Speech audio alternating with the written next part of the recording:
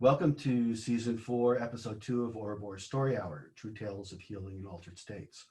This year begins our quest to take Story Hour global. This started out as a small 15 to 20 person gathering about 4 years ago, or actually about 3 years ago, and it has kind of taken on a life of its own in the last in the last 2 years. Last year we had the beginnings of a national footprint, and then COVID came along and sort of changed the way that we do the way that we do this project, and it's become a wonderful opportunity for Story Hour because we can now reach storytellers and audience all around the world. I'm your host and producer, Bob Cohen. I'm a dad, a writer, a teacher, and a blues man. And when I'm not driving myself and everyone else crazy, I'm working on various writing projects. A couple words about photography. This is for folks really in the Zoom section. This is being broadcast on Facebook Live if we can get it to work. If you're camera shy and joining us on Zoom, you can turn off your video feed if you want, and you might also want to think about changing the name in your box. So Story Hour is an international monthly scripted storytelling production that features people sharing stories about experiences with healing and visionary plants, psychedelics, and consciousness hacking practices. Our mission is to promote depersonal and societal healing and radical acceptance by sharing and witnessing people's stories. So a little bit about our storytellers in general. When I recruit people to come share their stories, I'm really not looking for performers per se. This is a performative environment, but I look for people who have stories to tell and who are able to open their hearts to other folks rather than people who are seasoned performers. We invite anyone who has used plant medicines and psychedelics or who practices other forms of consciousness hacking to share your experiences and your insights. In this space, the first timer stands on equal ground with the highly experienced people. And in a lot of ways, first timers are really cool because they're coming at this with a kind of wonder that we often lose when the novelty wears off, and so it kind of brings us it brings interesting perspectives to the experiences and the substances and the practices. So August marked the end of our third year, and we're now in our second episode into the fourth. And with that, we're turning our sights to going global. Our recent work with Thank You Plant Medicine at the World of Wisdom Festival in Gotland, Sweden, has shown us that there's worldwide interest in healing plants and psychedelics. I have to tell you that was one of the most amazing experiences doing that work. We did 4 days of storytelling, and it was kind of organized around virtual camps, and we had literally thousands of people tuning in, and the quality of the stories and the people and the broadening of who is coming into this space and telling stories was just it was beyond thrilling for me. And I think everybody else enjoyed it, but I know it was just utterly thrilling for me. So a few reminders before we get going in earnest. We gather to co-create moments for people to share their healing journeys with open-hearted listeners. So this is your time to sort of take a deep breath, let go of what's going on outside, and open up. Do the best you can to open up your hearts. Our goal is to promote radical acceptance of others and ourselves. But I usually comment here, and I remind people that radical acceptance of yourself is probably the most important first step that you can take in a healing journey, because when you don't like yourself, you're not going to like anybody else. And so it's kind of orient yourself from that place. The stories and views expressed by the storytellers belong to the people who share it. This matters a lot more in a public space rather than in a virtual space, but I do remind people that Story Hour is a substance-free event, and that includes showing up in a ordinary reality state of mind, because this is how we're going to be. This is our way of being with people in this space in that way. So I remind people, please refrain from bringing, distributing, or selling any substances during the event. In live spaces, I always make a joke about Dead concerts, and I say this isn't a Grateful Dead concert, so there are no tables and no vans where you can score drugs. Now, the last bit that I'd like to remind people is that psychedelic substances, which really ends up being the vast majority of what we talk about in Story Hour, are substances, whether they're plant-based or synthesized, they're very safe, but they're also very powerful medicines. And so if this is something that you are curious about, something that you think you might want to try, it's really important that you do your research first. It's really important that you understand what these medicines do, how they might interact with your body, talk to people, read the science, and make sure that when you do it, that you do it with safe people. We talk a lot in the community about set and setting. So you want to have your mind focused on what it is that you're trying to do. And it's essential to be in a space where people can take care of you and with people you can trust. I was joking around with one of the speakers a little earlier today about a ceremony in which I tried to call out of the room. And if there weren't people there, I would have crawled out of the room, gotten out of the house, and I'd still be lost in eastern Massachusetts and who knows what. So just make sure that you do your homework and that you're with safe people. And I guess I should probably add this. Neither I nor Ouroboros Story Hour nor any other people here explicitly advocate that you go and do these medicines. That's on you. So our featured storytellers tonight are going to be Asmaa'a Zabriskie, Faisal Khattak, Alejandro Martinez, and Athena Callender. I usually start off with a story of my own so that we get the audience and everybody warmed up.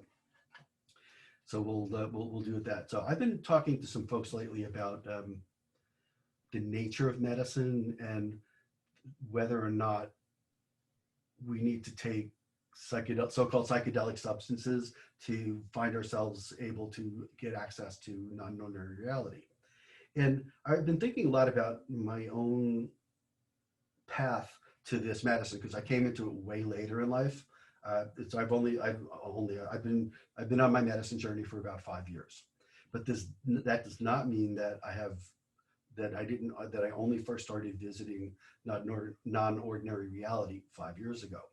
When I was little, I used to be able to close my eyes, and I guess people call it astral projection, and I could put myself like out into the universe. And I used to, my parents probably should have had me in therapy, but as early as 6 or 7 years old, I would lie in bed at night and I would wonder about the end of the universe. I'd say, where is that? What is it? And can you get there? And I would close my eyes and I would visualize. I had that completely uncalcified pineal gland then, and I would go out to what I imagined was the edges of the universe. And I would come up against barriers, membranes of sorts. And I'd say, but there's got to be something behind there. And I would wonder, and I would push, and I would wonder, and I would push. And over time, I would sort of go from one barrier to the next barrier to the next barrier. But of course, I never found the end of the universe. And then life happens, bullies come along, trauma happens, your parents fuck you up, and then you become a teenager, and then at 14, 15 years old, my interests went from what's at the edges of the universe to what's under so and so's blouse, and where can I get beer? And so I spent my teens and probably about midway through my 20s hyper focused on sports and girls and alcohol.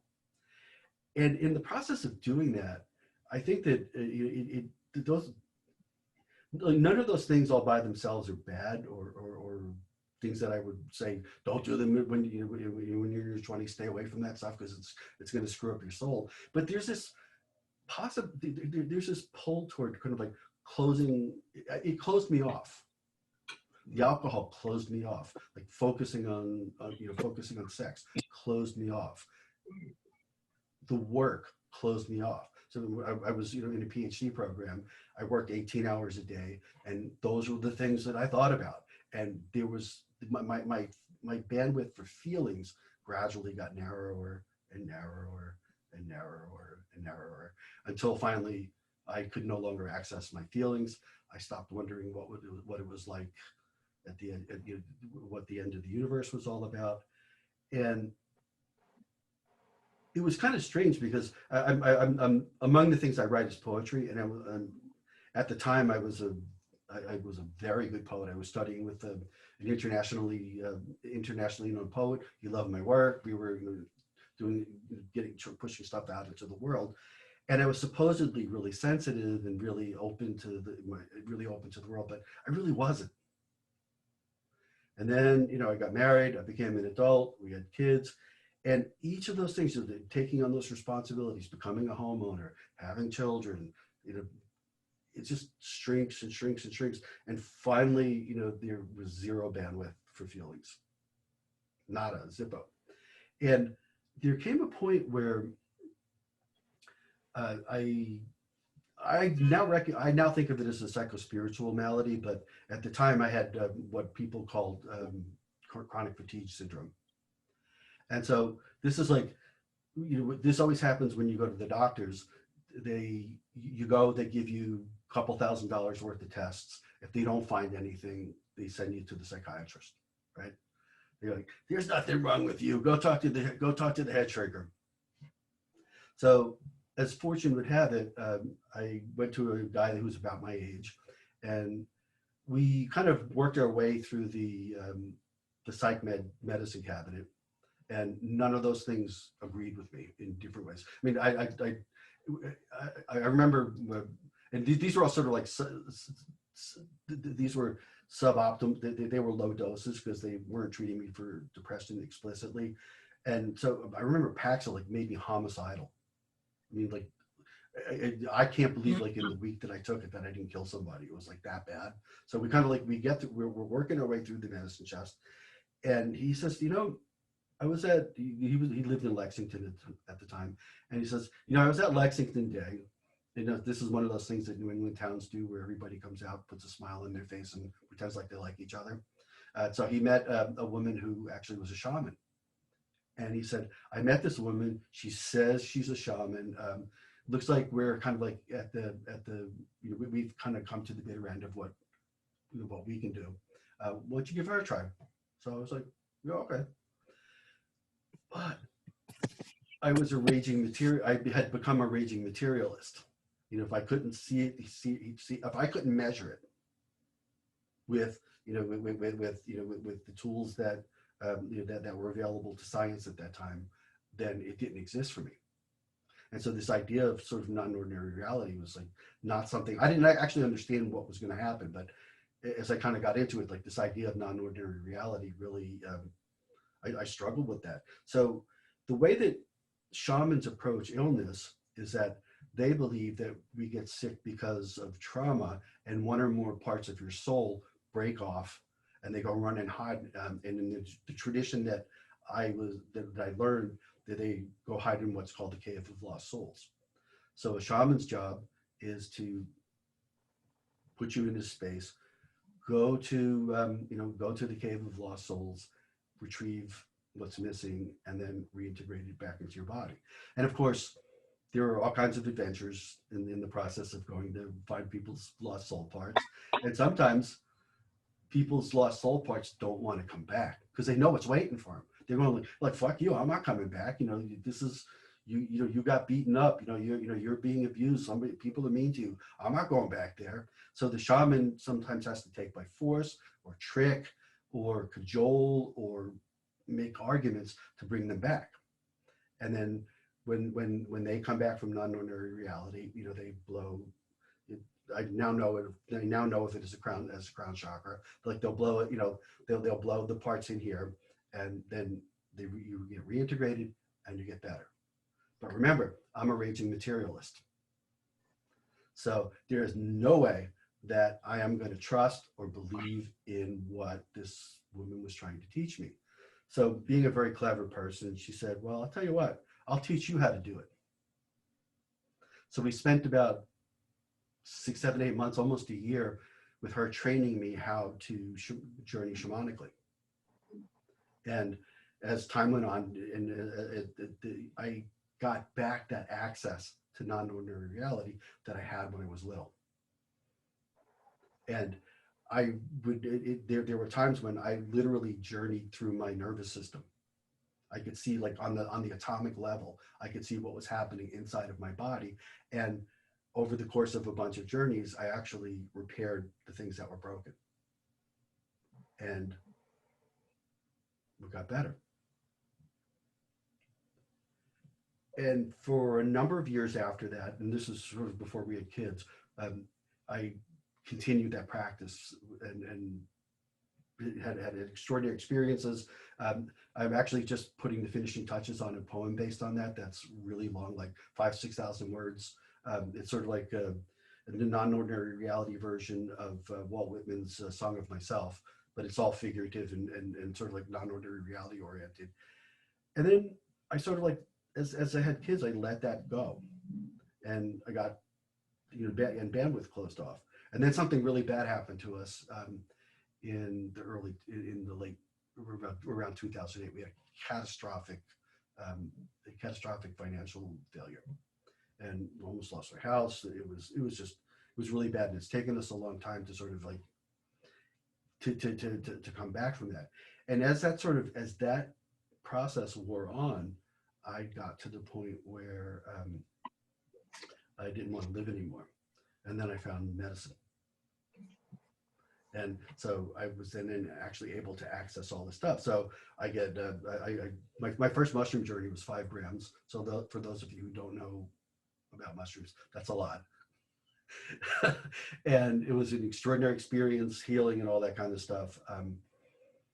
And then I spent about 2 years microdosing until Mama Ayahuasca found me.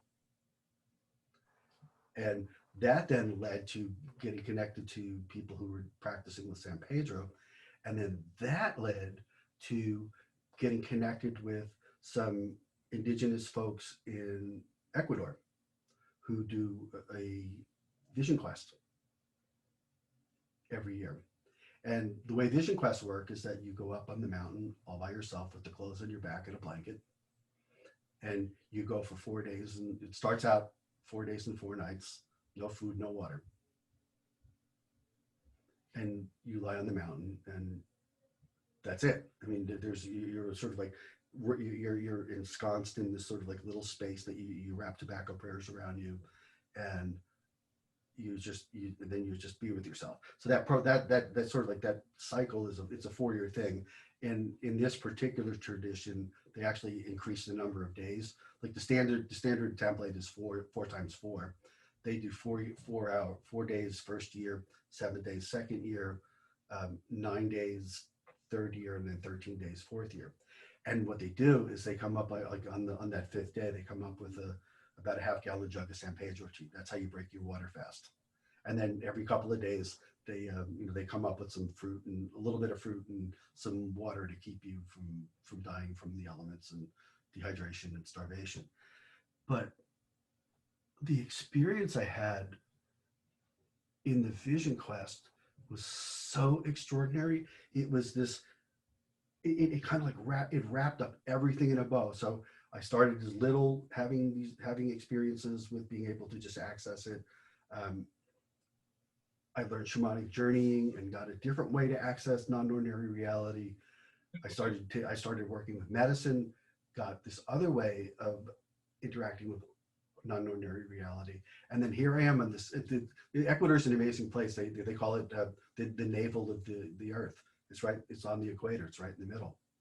And we're up on this 15, 16,000 foot volcano, way up in this beautiful meadow. And then in the places where you go when you're on vision quest, it's up and away from everybody. So you can hear them drumming, all the people that are down in the camp, like they support you. You can hear drumming and all kinds of other stuff. But fundamentally, you're up there by yourself. So the first day I went up, I was really worried about getting wet. So you need a ground cloth. So I kind of like had a ground cloth that actually really doubled as a tent. I could make it into a tent. and I brought I brought rope, and I did not want to get rained on while I was up there. I was very focused on that. So I go up. First thing I do when I get to my spot, after they kind of like they take my 365 tobacco prayers that I put on a string, and they wrap them all around me, lock me in, set up my altar. First thing I did was create my shelter, and then I dug a little hole for my bathroom business. And I sat there, and there is nothing like having nothing to do and being with yourself. It's really, it's really quite something. And so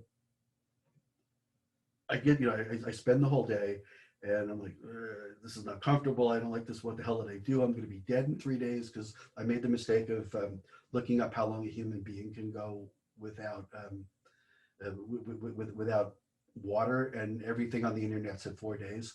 I'm like, how the fuck am I going to make this now? Because I'm going to be dead at the end of this, because I'm going to be up here 4 days. Only that didn't happen. So that night, like the first night I'm there, it's the Andes have cloud forests, so it always rains a little bit every day, and you're more often than not you're actually in the clouds, and so there's always a kind of drizzle.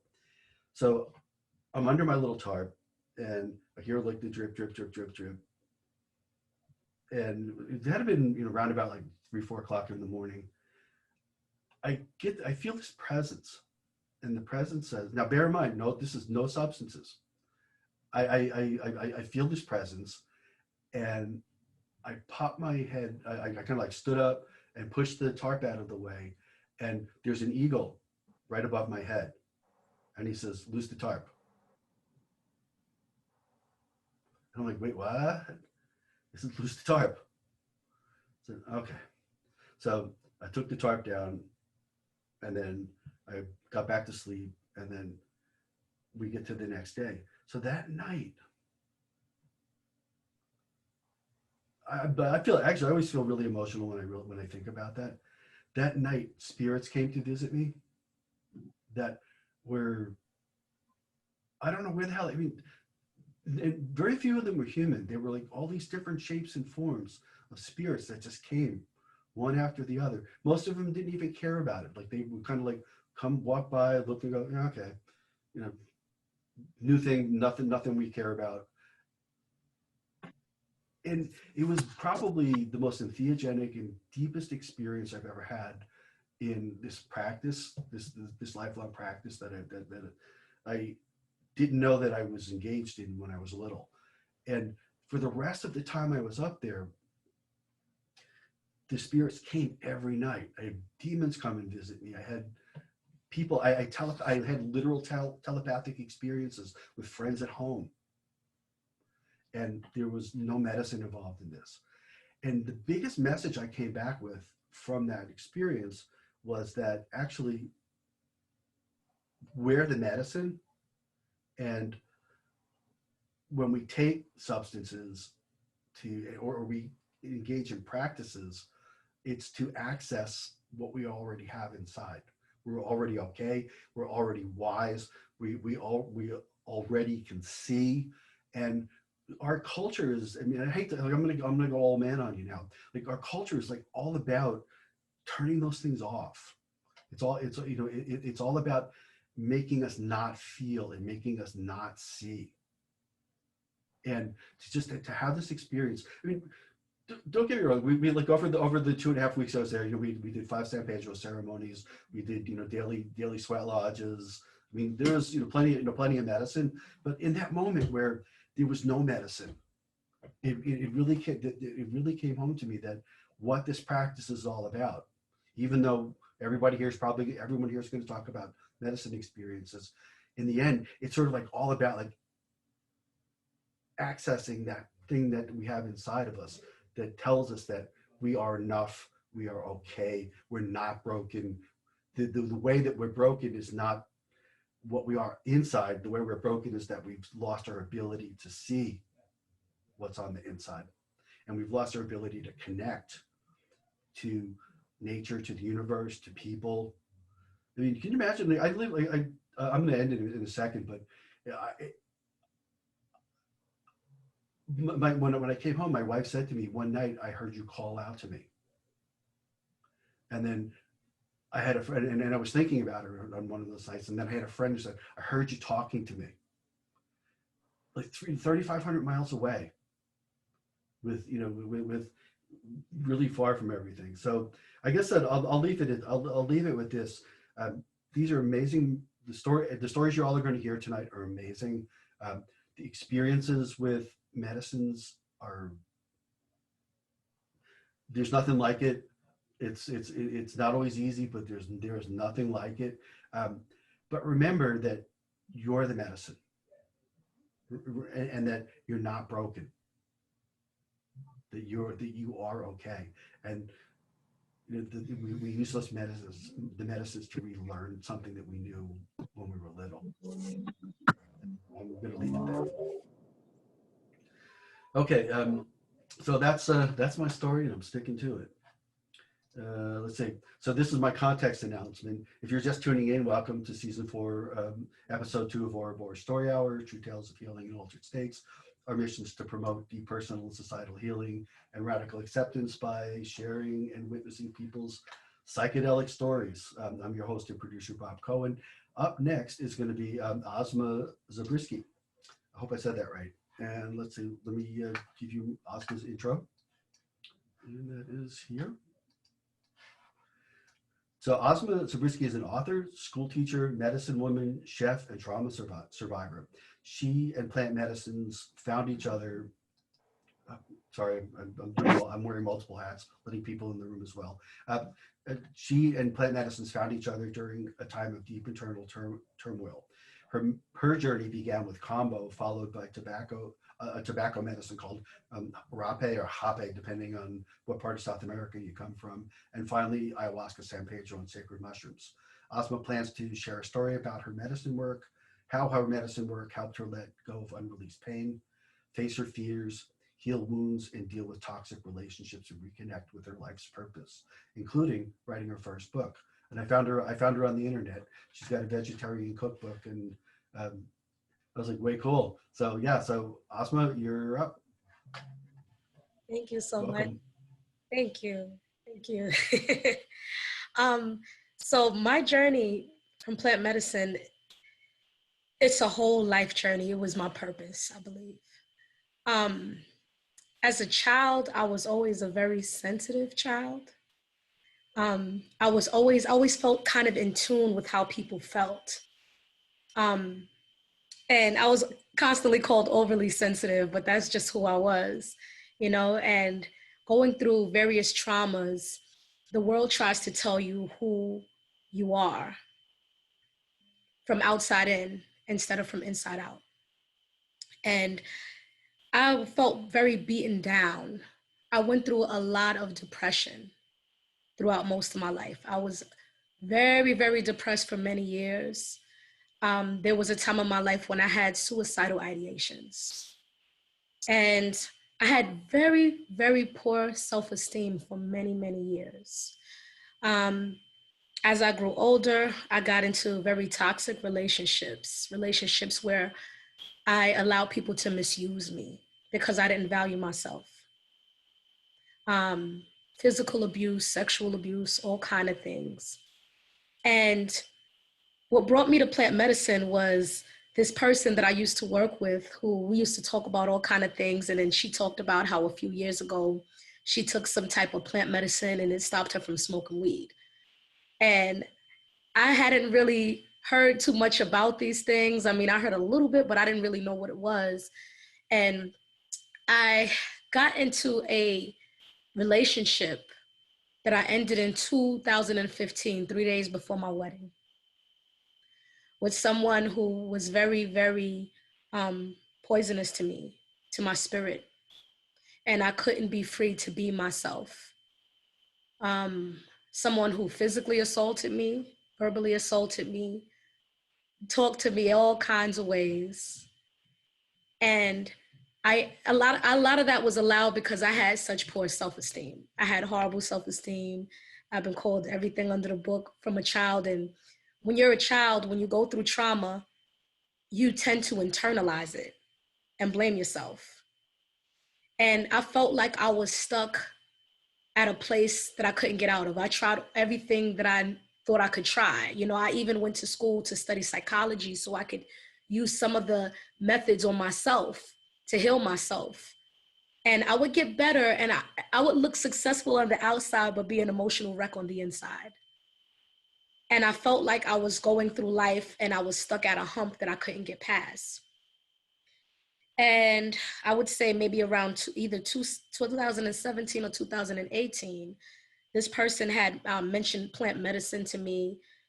And at that time, I was just losing people that I loved out of my life.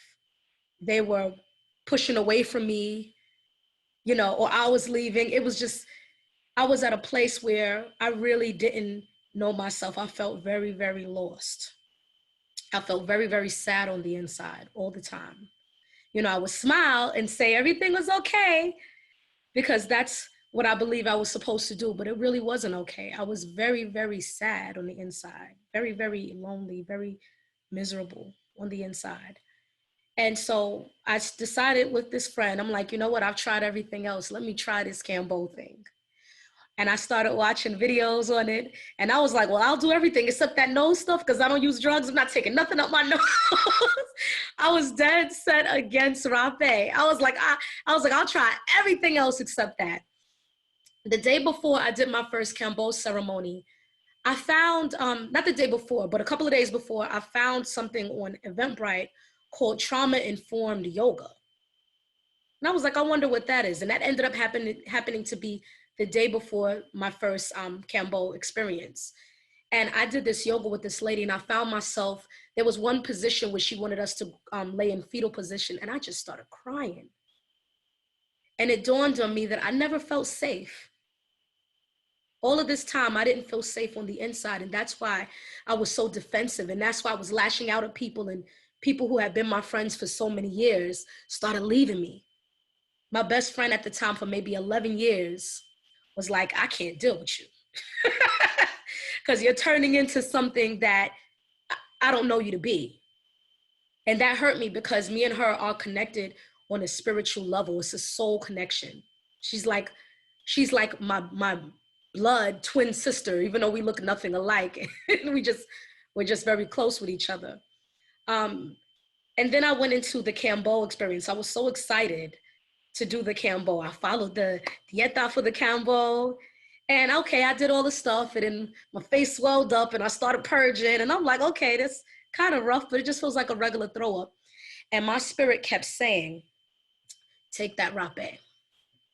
And it was like I was arguing with my own spirit and I was arguing with my spirit guides. I was like, I want to take the rape. Do I really got to take the rape? They're like, yes, you do. You said you want to heal him. I'm like, I don't want to take it. Going back and forth, not realizing at the time that I was at a war with myself. And then I decided towards the end, right before she put away the rape, I was like, I'm going to try it. And I was so scared. And she blew the rape up my nose. And she blew it up the other nostril. And I was like, but then after, I started to cry for about 15 minutes straight. And I realized the power of that rape medicine. That was so profound to me. I cried and I cried and I cried and I cried for about 15 minutes straight. People came fanning the sage to me, singing to me to help me to heal myself. And it was so profound to me that actually became one of my favorite medicines. Like I take the rape like a champ now. And after that, it really opened my mind to plant medicine because I left feeling so happy and so much love on the inside. A feeling of love that I had lost and didn't recognize anymore for a while. And so I started doing more Cambo, and then I started finding out about ayahuasca. And I was so excited about ayahuasca because all the things I've heard. And then I started journeying with ayahuasca. And I continue to journey with ayahuasca as much as I can. And one thing that I learned is that sometimes when you're about to make a shift in life, everything will seem to go wrong. My first time doing ayahuasca, my car got repossessed right before. I got a cold. I had no voice, but I was determined to go. And the shaman that I went to, I always run into these wonderful shamans.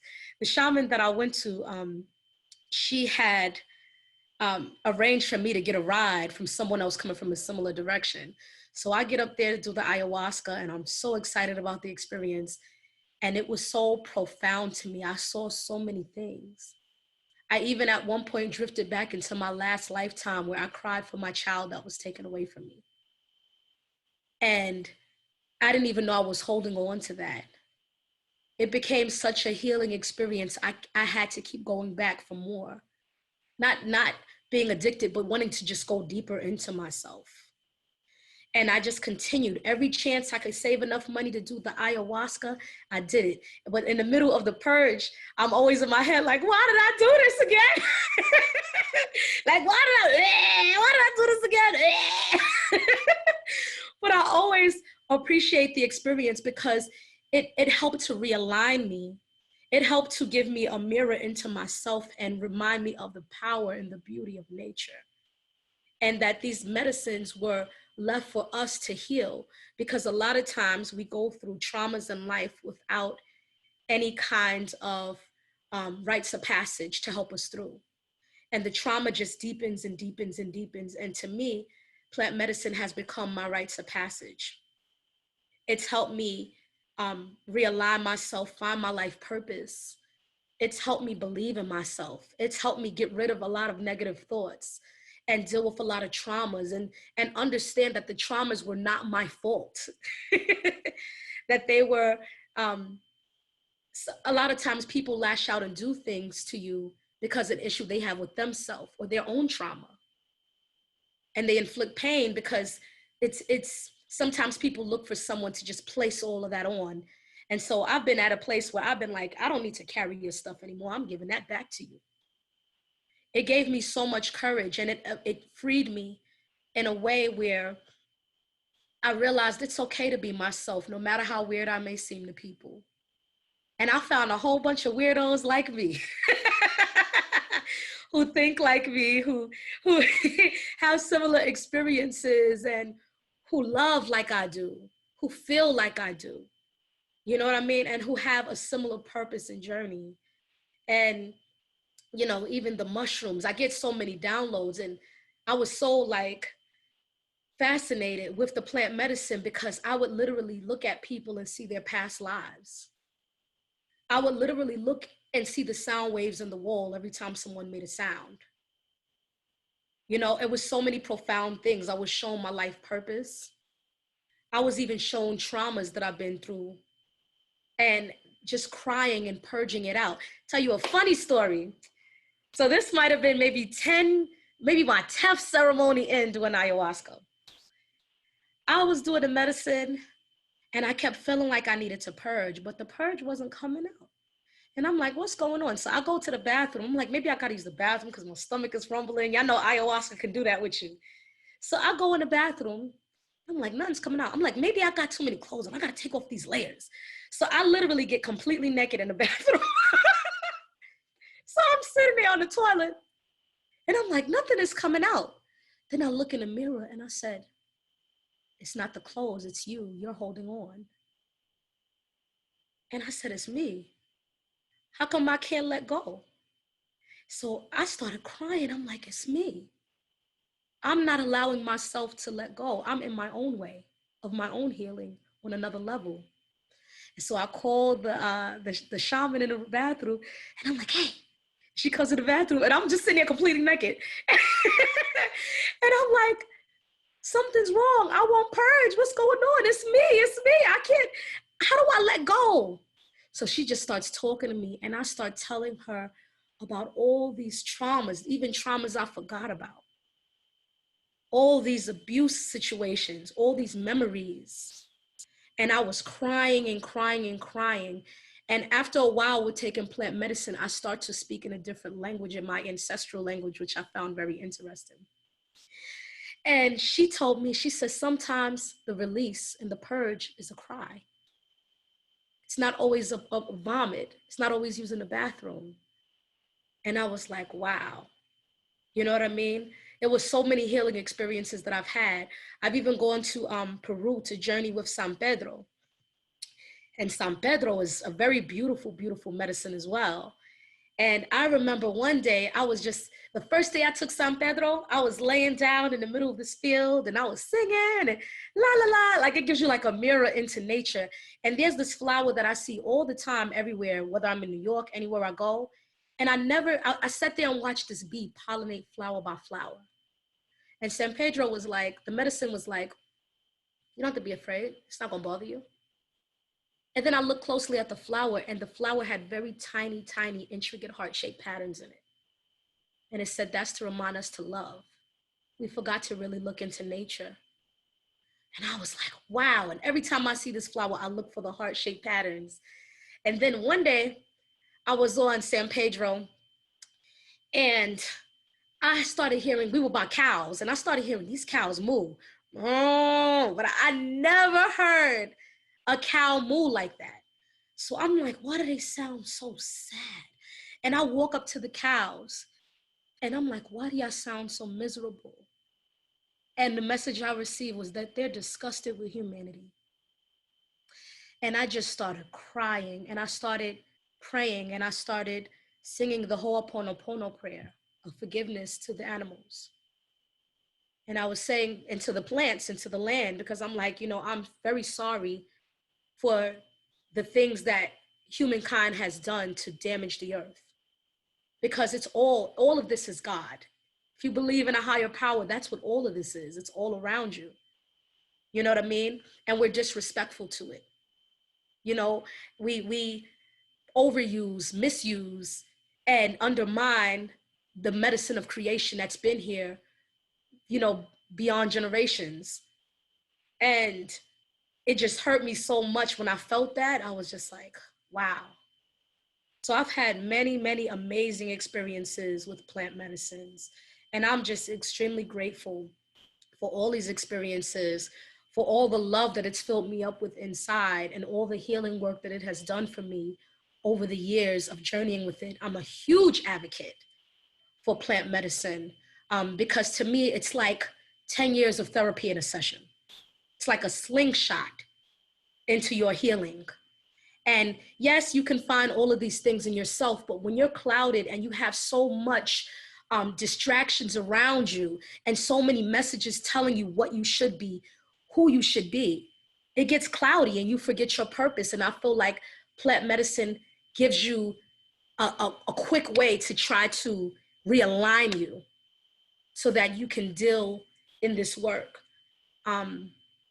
And that's pretty much everything I wanted to share. And I thank you all for listening. I really appreciate it. I'm going to my other interview. Thank you so much for the opportunity, Bob. Thank you so much, Junior Fortuna.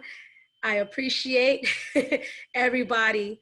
And thank you. I love that we're all speaking on this plant medicine and advocating for it, because this is here for a reason. And we're at a time where this is so much needed. I just wanted to add one more last thing. Someone once told me at a medicine retreat that when something is out of nature or out of balance in the universe, other things come to save it. And now that humankind is out of balance, the plants are coming to save us. The plants are rising up. There's now this sudden interest in plant-based eating. There's now this sudden interest in psychedelic medicine again from the plants. And so the plants are trying to call us to healing and help us elevate. And plant medicine is a very different thing from drugs. I really, really detest when people compare plant medicine to drugs, because to me, drugs is an imitation on what plant medicine is. It's a watered down, cheap imitation. You find a lot of drugs that even look similar to what the plant medicine is, but it's nothing compared. Drugs to me give you an illusion of elevation, of spiritual elevation, and then it brings you back down into a depression. Where plant medicine gives you spiritual elevation and keeps you on that heightened level. So it's a very huge, huge difference. And I just wanted to share that with everyone. Thanks again. Wow. Thank you so much, Asma. Like I said, that's what I have my students do. We do the clipping. Before you go, because I know you have to go in a few minutes. So you talked about combo. Can you tell folks what combo is all about? Yes. So kambo is a secretion from a sacred frog of the Amazon. What happens with kambo is the shaman does superficial burn marks into your skin and then adds the secretion to the skin, and you start to feel a rush in your blood. Your heart starts to beat fast. Your face kind of balloons up sometimes. You get kind of what they call the frog Frog face, face, yeah. and then you do an aggressive purge. And purging is something that we're taught in the West is a disgusting thing, and it's really not disgusting. That's its body. That's the body's way of healing itself. That's the body's way of taking out what it doesn't need. And purge can be physical and spiritual. You know, when you're throwing up things, you're also throwing up spiritual things sometimes. Mm-hmm. You know, that doesn't serve you well. Recently, this plant medicine retreat that we organized with the group that I work with, there was someone who purged and was saying, "Oh my gosh, can y'all please throw this away? It smells evil." And I was so proud that they said that because they got that out of themselves. Mm-hmm. You know what I mean? So Kambo is another wonderful medicine. It's a much quicker process usually than ayahuasca, but it's very beautiful medicine as well. Sure. So combo is also not psychoactive. It it's spiritually active, but you don't trip like you might with mushrooms or ayahuasca or San Pedro. You also talked about rape, or as the Brazilians say, hape.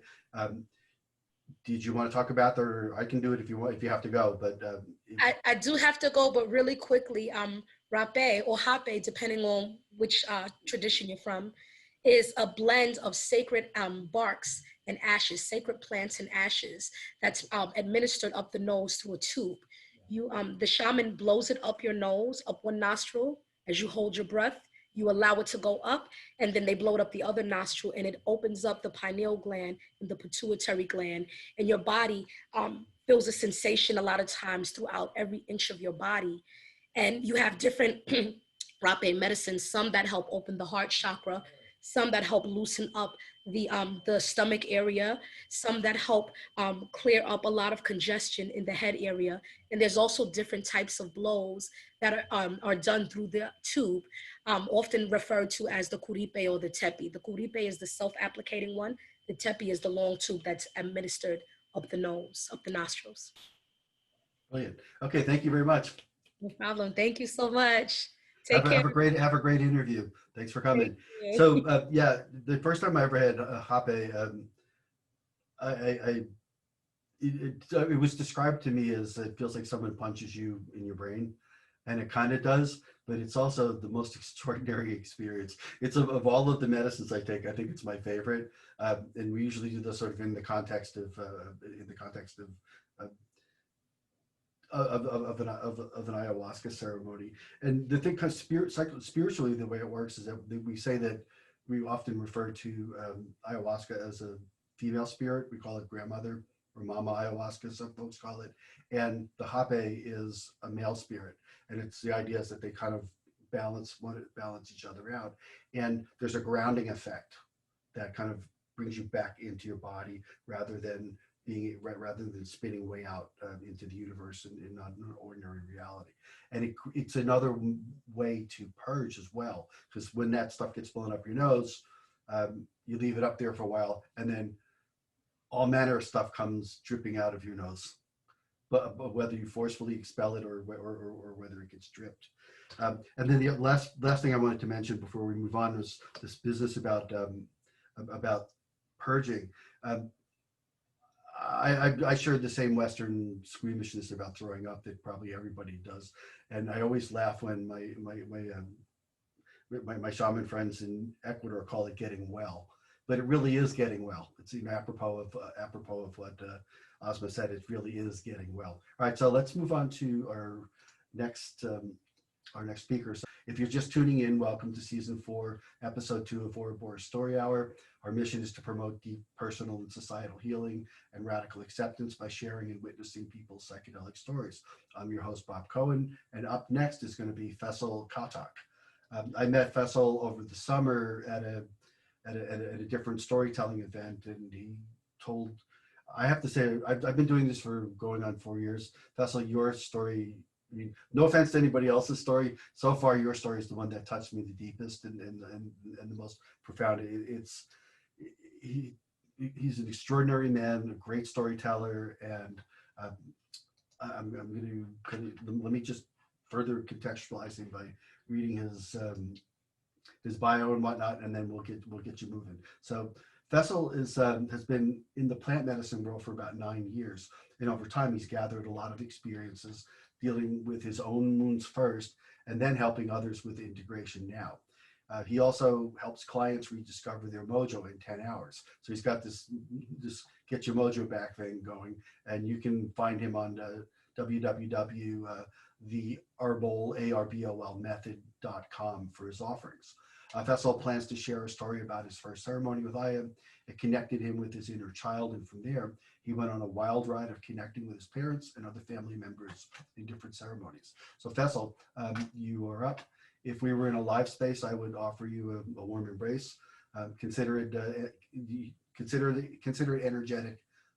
Consider that you have an energetic embrace. So Faisal. Thank you very much, Bob. First of all, thank you, brother, for creating this safe container where people like us can share our stories and inspire others who are where you used to be once. So to put it into the context of why I started working with the plant medicine and how I went through my first ceremony, I would like you to vision this little boy, 5-year-old boy, very happy-go-lucky boy, just like any other ordinary boy in that age. He also loves going on the swings, meeting new people, messing around, playing with the toys. But one day, everything changed for him in his life. So this boy is sitting in his classroom in the school, and the bell rings for lunch break. And all the other boys, all the other kids, they left the classroom, and he's trying to gather his pencil and paper and everything. And he's also trying to go out so he can also have the lunch. But before he can leave the classroom, he sees 3 older boys entering the classroom, and he is shocked and fearful too, because these are his 3 bullies of the school. So they come in, they close the door, and he can see that they turn off the light. And he starts getting more fearful now. So what they did next to this boy is shocking. They came, they grabbed the boy, and this boy does not know what's going on. They took his clothes off. And the next thing is they started molesting him. And no 5-year-old boy or girl knows what is that when they're being molested, sexually molested. And this boy was the same. He did not know what was going on. It was painful, but he could not do anything because these were older boys, and they were holding him down, and they were taking their turns. And this boy can still hear other kids playing outside the classroom. He can still see the rays of the sun coming through the windows, but he is helpless. He does not know what to do. So these boys, older boys, they did what they had to do. They took their time, and they started leaving the classroom, looking at this boy, this 5-year-old little boy, laughing at him. For them, it was a joke. They played with him, and they left him there. They left the classroom. Now this boy is puzzled. He does not know what to do. He's in pain. He's trying to put his clothes on as soon as possible because he does not want anyone to know what happened. So he gathers his stuff, puts the clothes on, and he leaves the classroom. He does not tell anyone, school teachers, other boys, his friends, because now he thinks it was his fault that he did not leave the classroom in time. He took all the shame upon his shoulders. He does not tell this thing to anyone. That evening, he goes back to his house. He enters the house, and his mom looks at him, And usually mothers, parents, they know what's going on. Something happened with their kids. And this mama knew this, that something happened with this boy. And she asked him, what happened? And he says nothing, because he does not want to say anything. He does not want to mention what happened to him. And the reason behind it is that environment in his house is not very friendly. It's not very loving environment. It's kind of hostile environment. So he does not say anything, and he goes to his room and he's trying to sleep that night, but he cannot, because the whole movie is running again and again in his mind. The whole incident plays. It's like a movie replaying on a loop. He cries. Moving fast forward, nobody knows what happened. Only him, he knows. And because of this incident, he becomes an introvert child. Someone who could not stand up for himself. So the years pass by. He's 10 years old now. And all this time, he's been being bullied because he cannot stand up for himself. He's an introvert. He cannot protect himself. So all the other boys in the school, the bullies, they bully him, they pick on him, they beat him up. They bother him emotionally, physically, and mentally. So 10-year-old, this boy, one day he's sitting in the house. Nobody's in the house. He's sitting across the dining table with his pencil, and he's writing on the tablecloth, I want to die. This is 10-year-old, because he's fed up of this life now. But luckily, he does not go through with the plan. So moving forward, he becomes a teenager, but it's the same thing. He's being bullied for all these school years till he's 18. He does not know which place is safer, home or school, because same thing happens. He gets bullied both places. So he gets a chance to move away from this environment.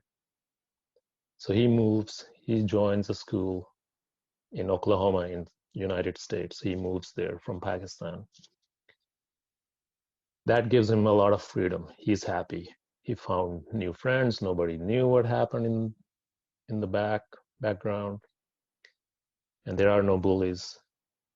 That's what he thought. He starts working in convenience stores.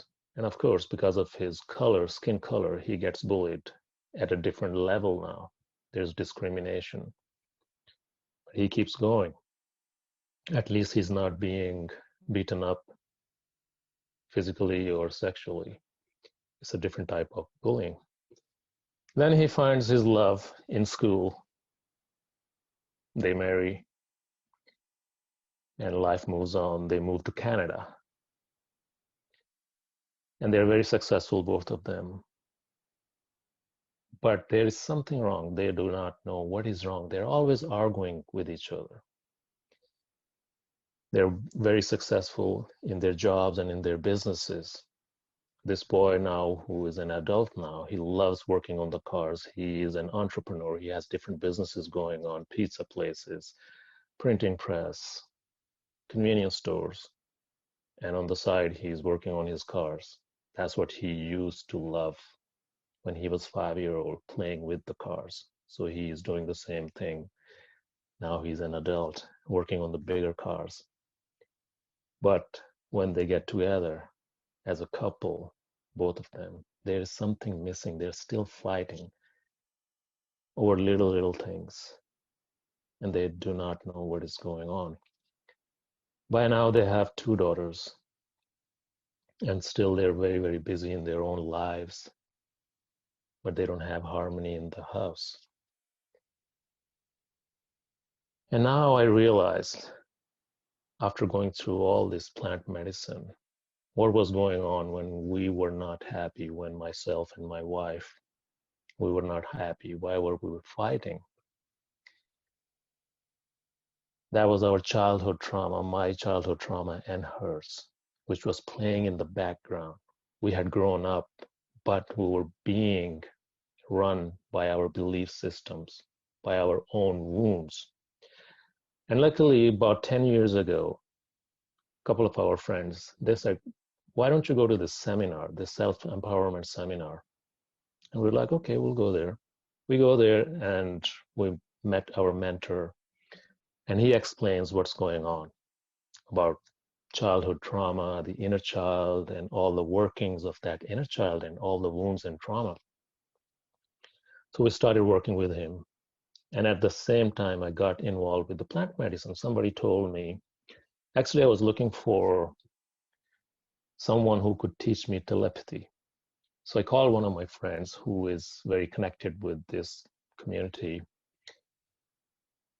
And she said, I don't know about telepathy, but have you ever heard ayahuasca? I'm like, what the heck is that? I can't even spell that. So she told me, what is it? So I go on the Google and I Google ayahuasca. And I'm like, wow, this sounds like something really cool, which I can do.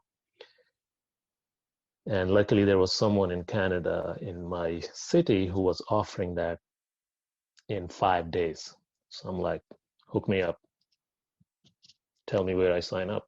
So I go in my first ayahuasca ceremony, never done any plant medicine, any psychedelics, nothing. So I go there, and guess what my intention was? My intention was to connect with that 5-year-old child and go through each and everything, go through that incident and see what happened.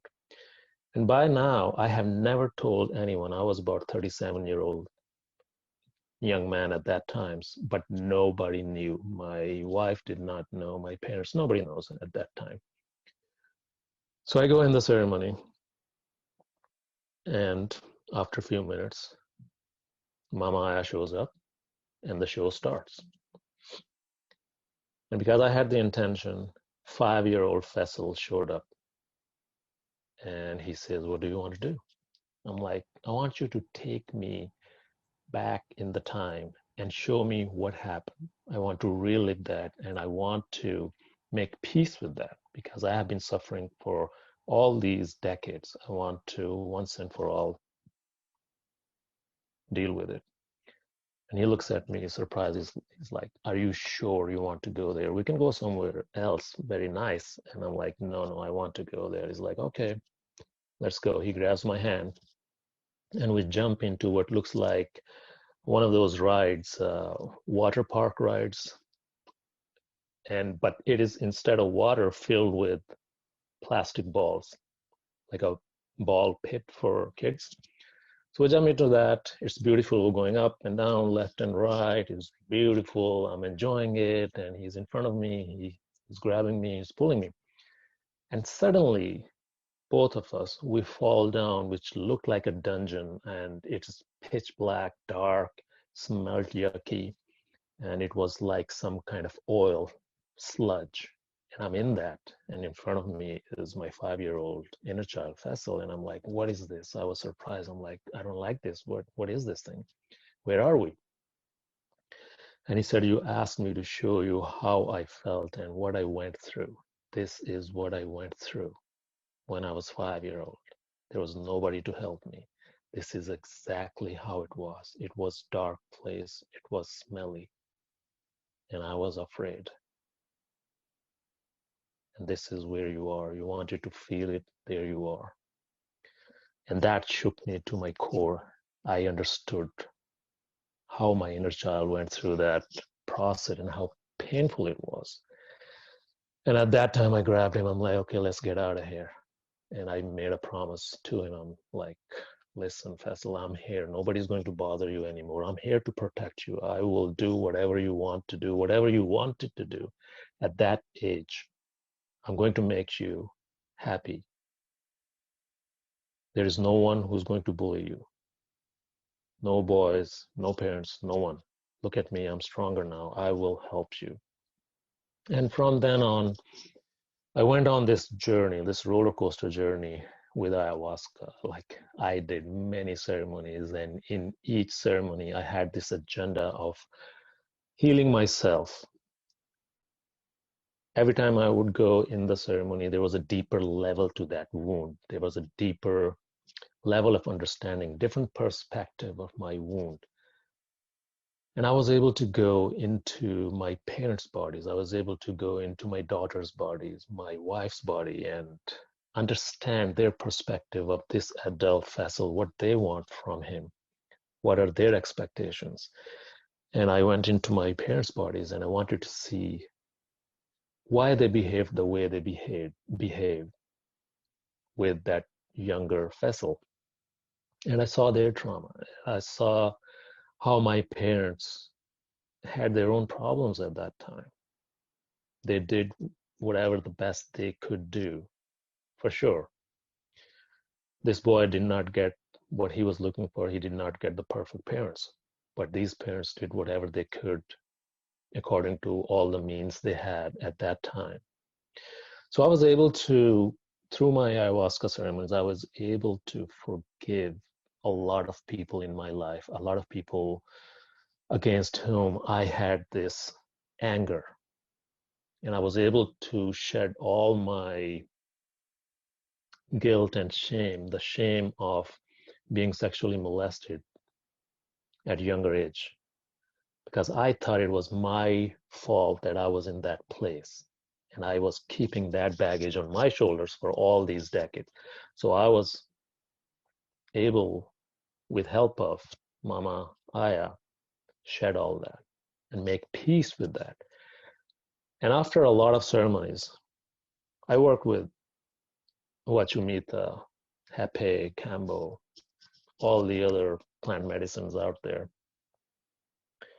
So once I worked on myself, then I started helping other people who were where I was at once.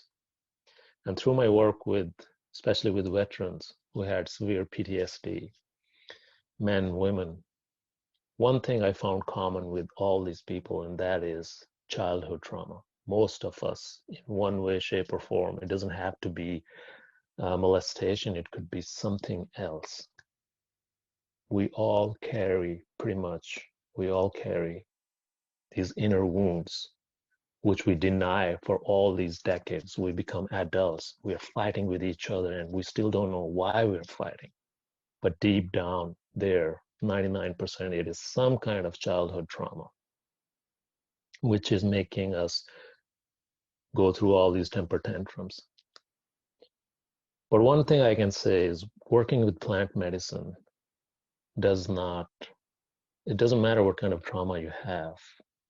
Each and every plant medicine helps you deal with that, helps you see that. And of course, at times, it is very difficult, it is scary to look at your own shit. And that's the other side of any plant medicine, that it makes you look at your own stuff, look at your baggage, the baggage you have been putting under carpet all these years. And it helps you bring it up. And then it's up to you how you deal with it. Then it's all about integration. But most of the times it is, like I said, it is the inner child wounds which make us behave erratically. Even though we have become adults, but we're not. That inner child is still inside, and that inner child is still craving for love and attention. That inner child still has wounds which he or she wants to be dealt with.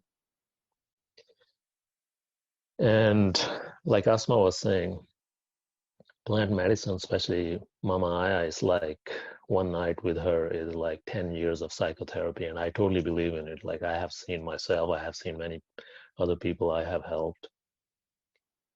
It is just fantastic. It's beautiful. And that is what my work is about now, especially in Costa Rica. Because of plant medicine, we were able to open a wellness center where I run retreats, and we have other shamans coming there, and we see a lot of healing happening there. And it's all about plant medicine, all because of it. So many people are being healed. It's just amazing. So that is what I wanted to share about myself and my journey. And it is never ending. I still do ceremonies myself. every time I do it, it's a different level. It's a different level. I think sometimes I think, okay, I'm done in one ceremony. I'm like, oh yeah, I got everything. And next time I go to meet Aya, and she's like, no, you're not. There's another lesson. There's another deeper level to it. And it is beautiful. Like, I get my ass kicked many times, but when I come out, boy, that is a good feeling. Yeah. So there you have it, Bob, and everybody else who's listening to me. Thank you, Faisal. That was really beautiful. So on Facebook Live, someone was wondering what therapies for trauma you had tried before you tried the ayahuasca. Well, before meeting ayahuasca, it was just our mentor. So I would say psychotherapy, but not much, because at that time I did not know what the actual problem was. Once you know what the problem is, then you can start choosing, okay, I'm going to do this therapy or meet this guy or this plant medicine. But I did very briefly just counseling and psychotherapy before meeting Aya. And then that it maybe helped a little bit or not at all, and then you took Aya, and then bam, right? Yeah, then it was all about plant medicine, and Yeah. it's been 9 years, and it's hundreds of ceremonies, and it's still ongoing. But it was the main catalyst was Mama Aya. Yes. Yeah, that's amazing. I really I never used to I used to scoff at that inner child metaphor or that inner child thing until I started doing medicine work myself, and did some regressed and filled in missing pieces that I lost from the way back when.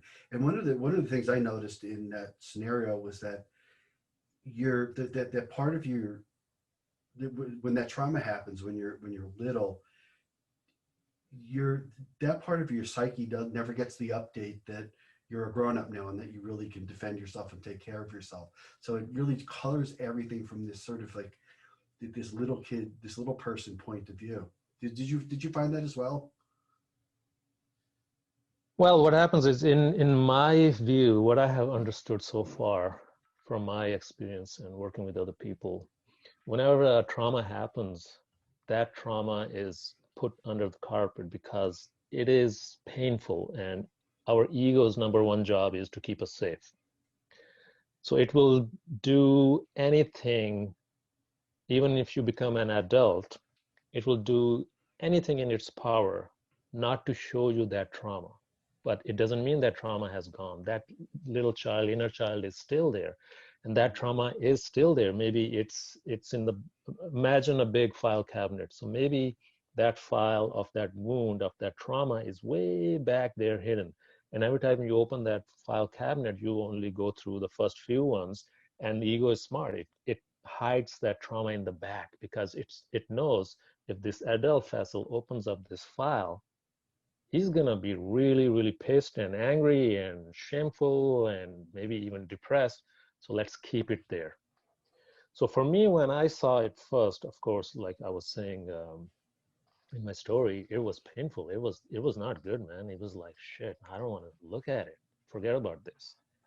But luckily, I stuck with it. I kept working with the plant medicine, and I revisited. And every time I revisited, because once you see something, you cannot unsee it. I'm like, okay, Mama assured me I need to work with it now.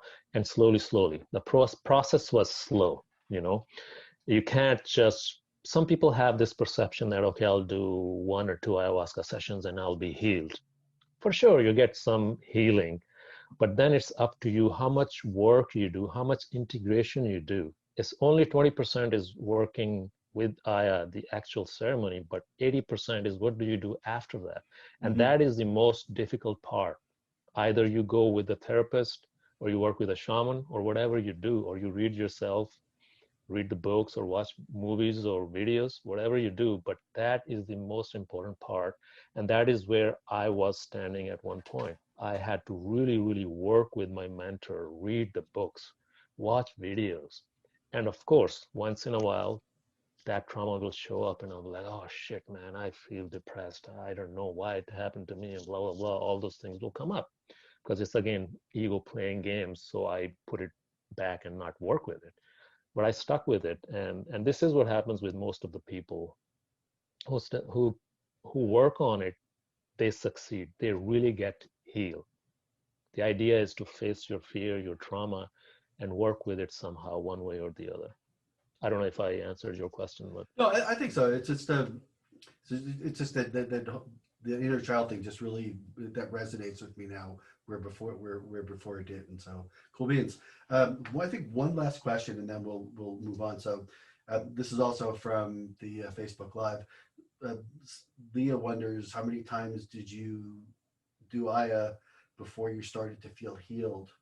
Even, and I think she's also wondering whether even though our journey is everlasting, that looks like the whole question. So that'll be your last question. okay. So just talking about my experience. So first Aya ceremony was it's showing me everything, my inner child and the wounds. And then I started doing ayahuasca on my own. That's how I learned and everything. So I was doing Aya probably every other weekend. Sometime I will do 2 nights in a row. And again, it was by myself. And don't try it at home, guys, if you're not experienced. It was just me. It was my style. So I would say at least like 10 or 15 of ceremonies.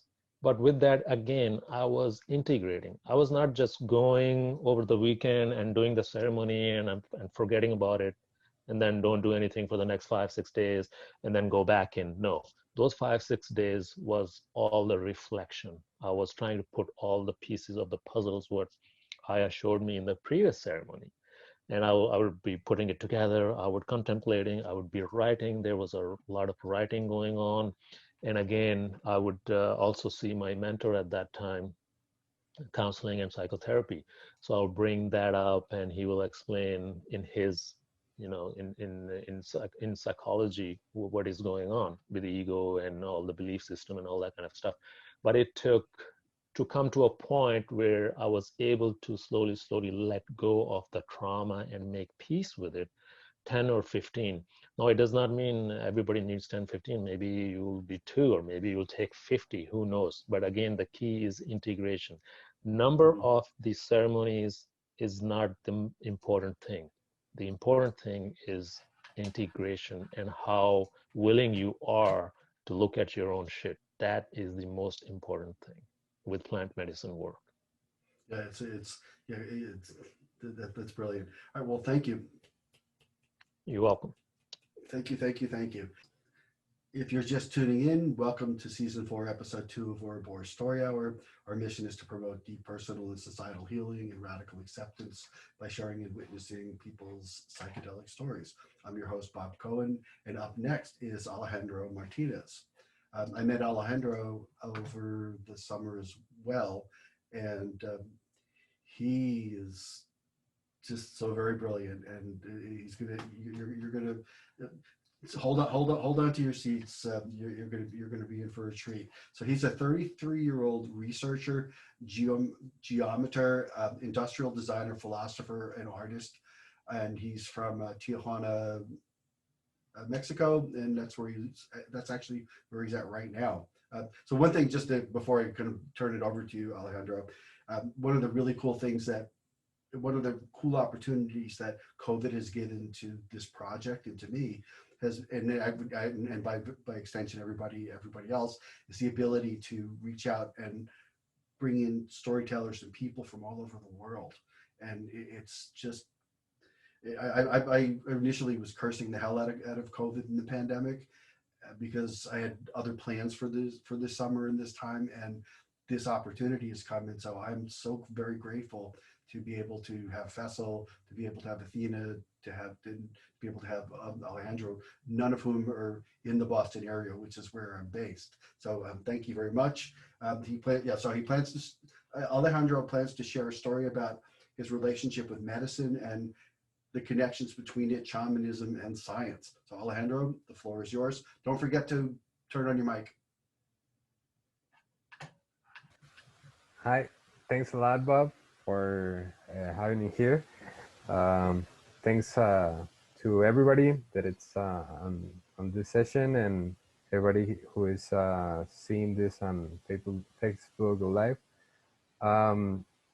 Well, I'm very excited to share with you this story about or this experience with psychedelics. This is story has to do with LSD, and LSD has been for me one of the main source of connection, a spiritual connection and knowledge. The same as plant medicine and ayahuasca and other plants, but in the synthetic way of I believe that LSD it's a very potent medicine, and using the right way, as the same as every other medicine, can give you very enlightenment experiences and knowledge. So this happened, I think, like 2 years ago, and I was in the house of some of my friends, and one of them actually sells LSD. And that day, I didn't go there thinking about having a trip. I just was visiting, like a casual day. And I think it was like in the middle of the week or something like that. And we were talking and talking about a lot of things, spiritual things and science. And I'm very deep into science and sacred geometry. So we were having a great chat, and he told me, "Well, do you wanna drink of?" He calls it agua loca. Agua loca is like crazy water, and so what is crazy water? Well, when the the bottles of LSD, big bottles, where they're almost finished, he puts them all in a big like jar or something like that, and he puts water to like dilute or the LSD that it's still in there. And I at first I didn't know what he was talking about, like agua loca. What is that? Well, okay, this is agua loca, and this is how it works. Like I put the bottles and I put water, and you have a drink, and it's almost like a Russian roulette, because you don't really know how much you're drinking. It's you can drink some drops, or you can actually be drinking like a shot of pure LSD. So, well, I was okay with it, and I told, well, okay, let me try it. Um, the One of the important things is that it was not a mixture of different LSD um, mm, compounds. Like it was the same source. This is very important, because if you mix different sources, it's sometimes not a good idea, because you're mixing different chemical compounds, and it's it's not the same as LSD is not the same from one chemist to the next one. So this is very important that people that are hearing this, it's not good if you mix different types of LSD. You have to have a trip of the same source, and so yeah, he told me that, so I went with it, and I took a good shot of of the water, and also one of the important things about this is that it was almost finished, so there were very it was very little water in it, and so I think it was almost like very condensed, and I took a shot, and um, normally LSD takes like a half an hour to 45 minutes to kick in, and it just took like 2 minutes, like literally 2 minutes, and I was like, the experience was if you were like in light speed, like in Star Trek or something. Like I was like going in light speed to the psychedelic state. So it took me 2 minutes, and I was like grabbing to my seat because it was so intense, and I was like, "Oh, what is happening?" Like I had took LSD a lot of times before, but this was something else, like really something else. And I don't know how much I drank, and then from one moment to another one, I was seeing like everything, like energy flowing, like um, sound, like sound vibrating and resonating in the whole space. I was seeing the chakras of my friends and how when they talk, how the energy was flowing from one to another one, and like colors.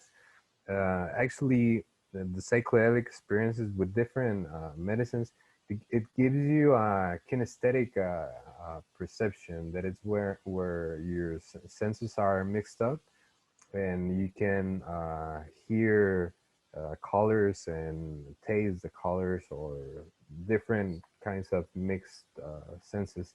And it's not a hallucination, it's really a sensual experience, a real sensual experience, where you are really perceiving another layer of how energy is being received to your body, and you're perceiving a more complex experience of the moment. So I immediately noticed that something was very different with this trip. I had the same types of experiences before, but not in this intensity, and there were some different aspects of the experience.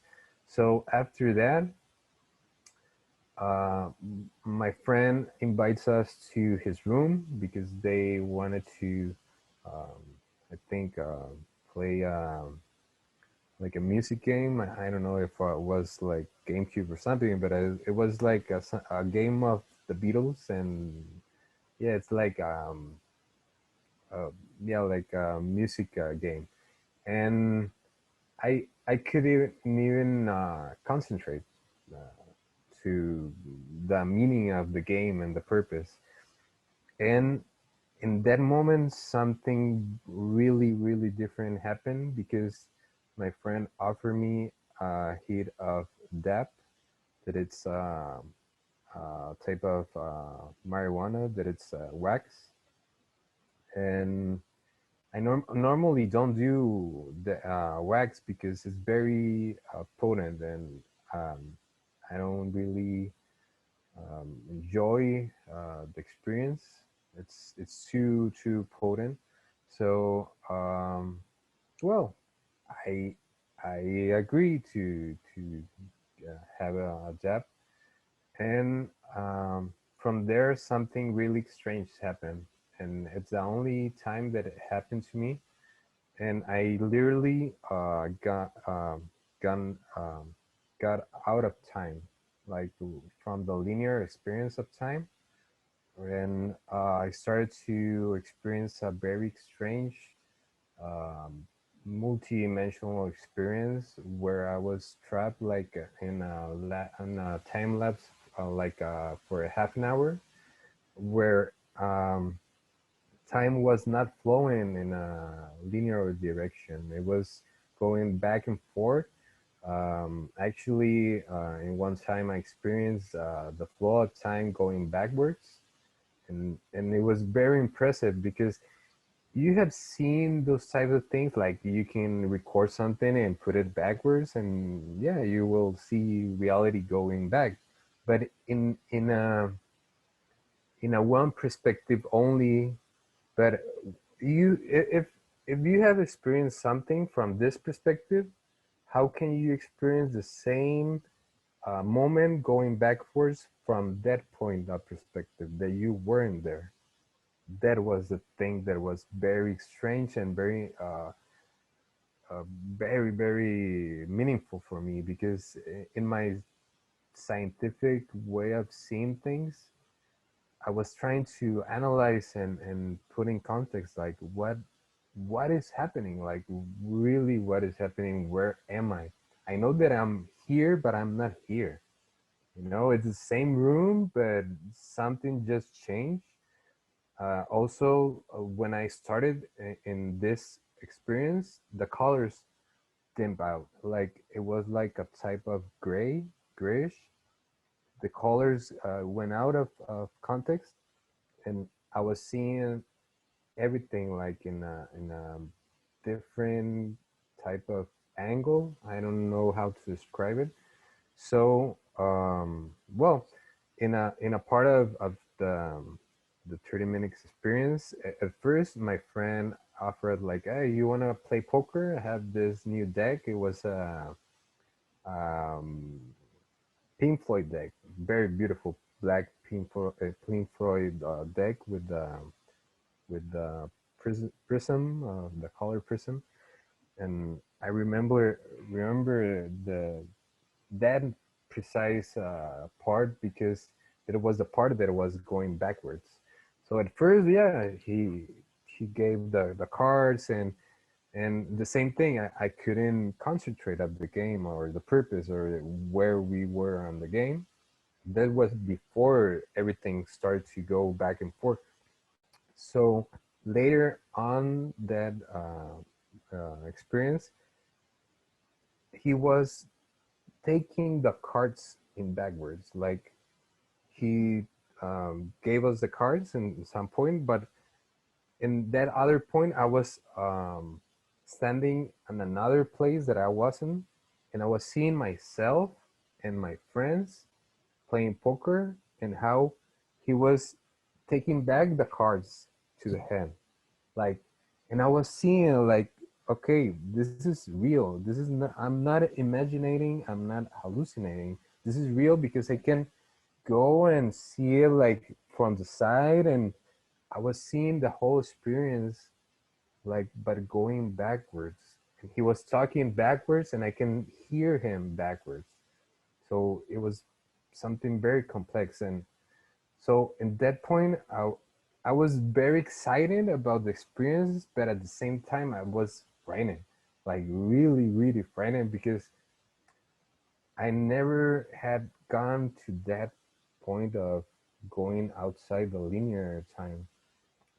And so I was in one point, at the same moment, I was trying to like make my scientific analysis of the moment, but at the same time I was thinking that, well, maybe I just got stuck in my mind, and this is gonna repeat forever, and I'm just stuck here going in a loop forever, and I'm not really here. Just my spiritual, my essence is trapped in this moment of space time, and my body is walking in another place, and it was very very curious, because I was thinking this in that moment, like making very complex analysis of what is what's happening, and where was I, and well, I thought, well, maybe if I go outside the room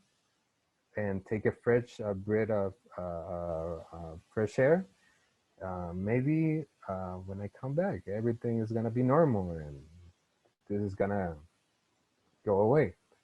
So I go outside the room. I went outside, and everything looked normal, like normal, the city and everything.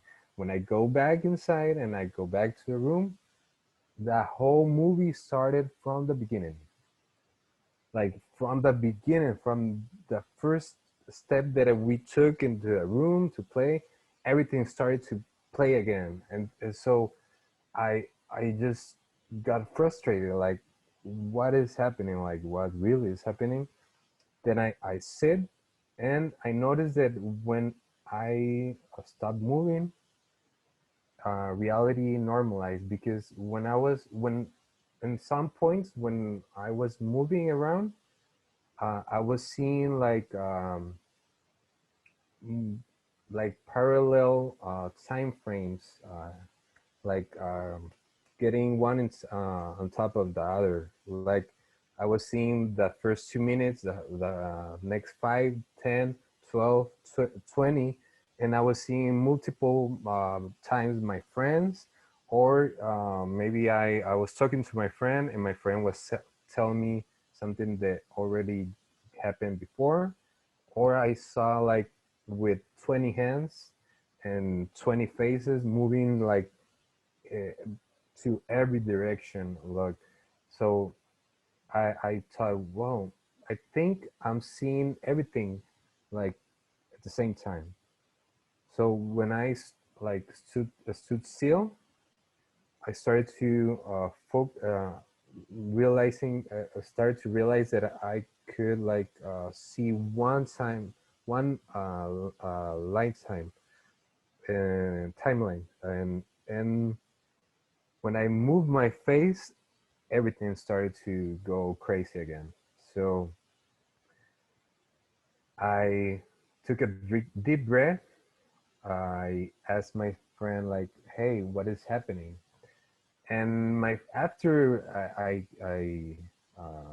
all this happened, he told me like, "You were asking like, what is this? What is happening? What is happening?"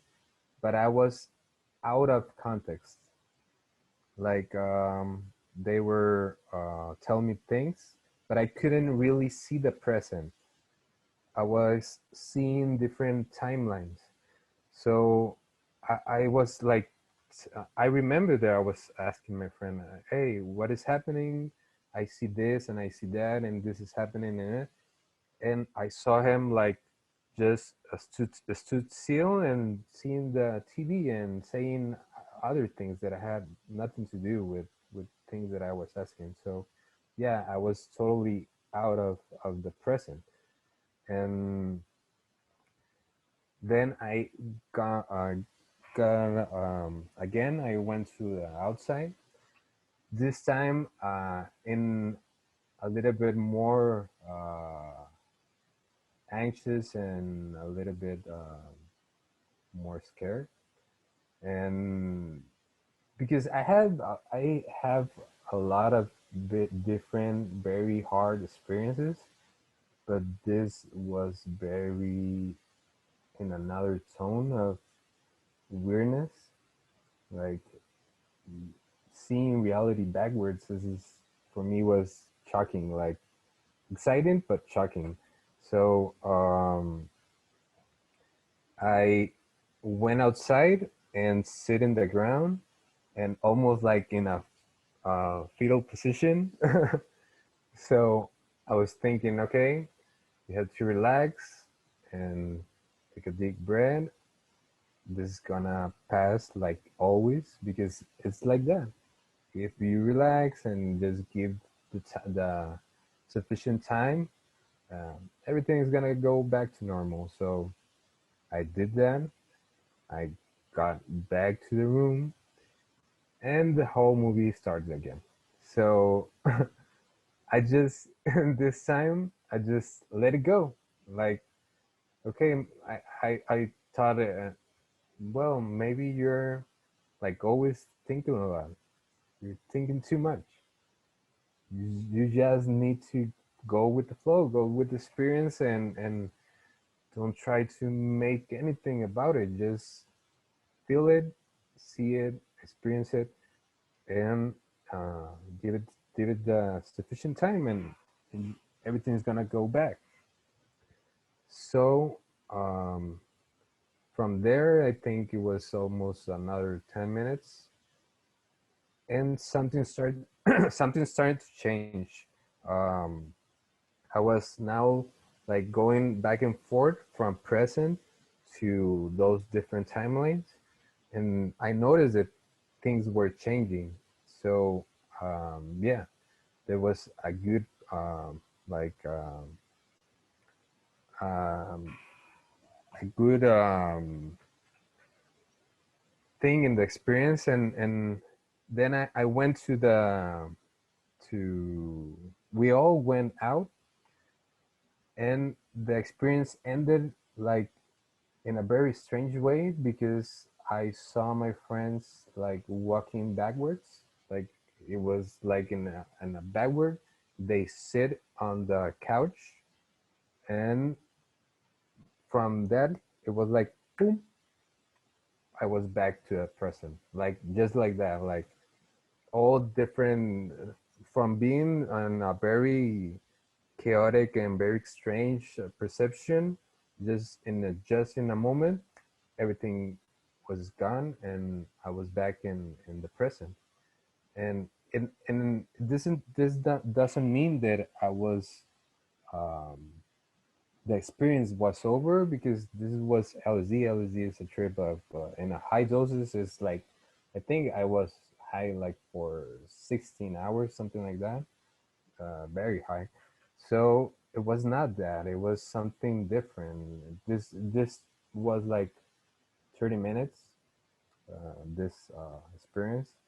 So yeah, it hit me very hard, and most of all, it hit me very hard because it gave me a sense of to reconnect with humbleness again in this sort of experiences, because I had, at that point I had too much different experiences on psychedelics and plant medicine.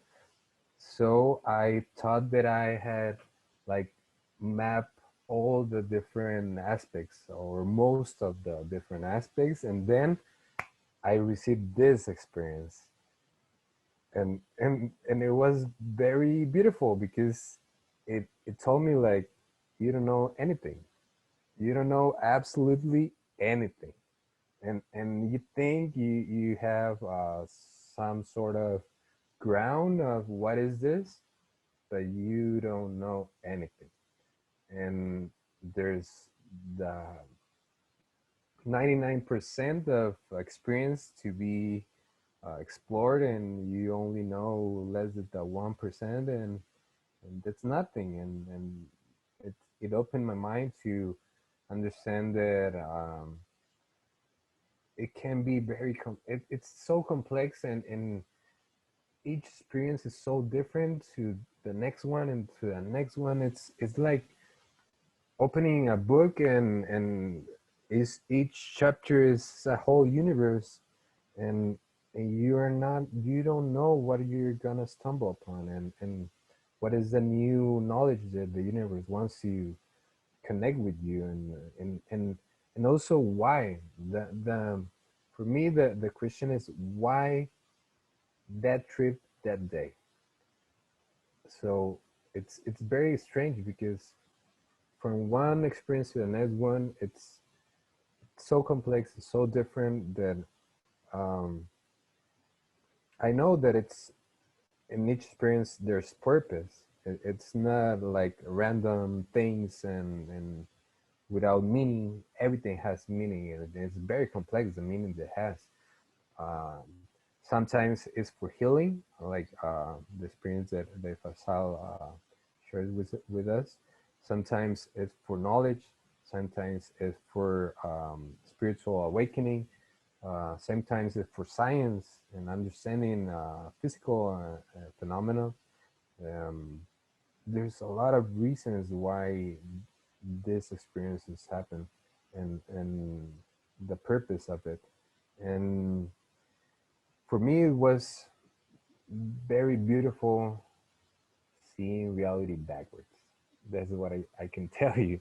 Like, I never believed that something like that was possible, or getting stuck in a loop in time, or getting out of linear time. For me, getting out of linear time was like something that it was not like thinkable. You know, like yeah, you can think about it, but experience that it hits you in another level, like and it connects with you in a different way when where you can now perceive yourself very differently, knowing that there's complexity,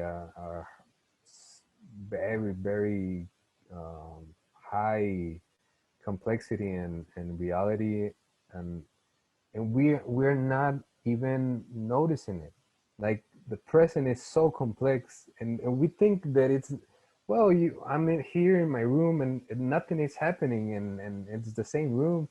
No, there's layers on upon layers upon layers of complexity just by being in a dark room with no energy, experience like light or anything. Maybe you're just in a dark room with no windows and you think that's nothing is happening there, but actually it's so much there. It's so much that we ignore all the time. And for me, that was like one of the biggest things, that we have to acknowledge that all the time the whole universe is present, and it's getting um, it's trying to communicate with you, and in a different type of in a different level of expression. So yeah, that was the experience that I wanted to share with all of you. For me, it was one of the hardest and most difficult experience. Ayahuasca was it's hard, but and you go out of your body, but it's it's frightening. You go out of your body, but you know that you're in elsewhere, you know, in another context. And yeah, it's frightening that, but being in a known context where you don't really know what is happening, and like being up where it's up and down, and it was very very complex. But thanks a lot for hearing my story, and well, thanks. Thank you, Alejandro. That was a great story. Yeah, acid's definitely another kind of medicine. They all have their own sort of like unique profiles in the experiences. I remember one time on an acid trip, I was at I was in the country in the mountains with some folks, and there was little, there were all these clouds across the valley, and I actually could see the earth breathe. I could see the way the air moved, and the electricity from the clouds, and it was just, and it was, I was standing with a group of people, and I go, wow, can you see all those clouds there? And they were like, what clouds? I said, don't you see the earth is breathing, and don't you see the electricity going? And they're like, no. And it was most extraordinary. Does anybody have any questions for Alejandro? No, yes, maybe. Okay. Um, Thank you so much. Wonderful story. If you're just tuning in, welcome to season 4, episode 2 of Ouroboros Story Hour. Our mission is to promote depersonal societal healing and radical acceptance by sharing and witnessing people's psychedelic stories. I'm your host, Bob Cohen, and next up is Athena Callender. You have been most patient. Thank you. See you up in I can see you in the monitor, and I have a I question. oh, shoot. Um, can you or can you tell us if you can make this video recording available? Some of our friends had not been able to log in, and Sure. they really don't want to miss the opportunity. Yeah, no, for sure. It's being recorded, and um, I got Facebook Live working if they want to try to get in there. But either way, it'll be recorded. So yeah. But anyway, Athena's been wonderful. She's been patient. I can't wait to hear her story. So she is I love this. We have a mutual friend who's also a spiritual warrior. So she defines herself as a spiritual warrior transitioning from Christian faith into spiritual consciousness. And I kind of added a little bit to her bio because she gave me some material and I moved some in different places. Welcome to dealing with a writing professor. I do these things. So she's adopted a whole food plant-based diet. Her practice also includes meditation, Reiki, working with crystals, and praying to her deities. I'm not murdering all the pronunciations. Trust, she'll tell you. And living in nature to find her balance and life mission. Athena is excited to share her experiences with sacred plant medicines, mushrooms, ayahuasca, and also with Kambo. And she's going to talk about how they changed her life and helped her release deep trauma. And she talks about sexual abuse, self-hate, depression, and bipolar.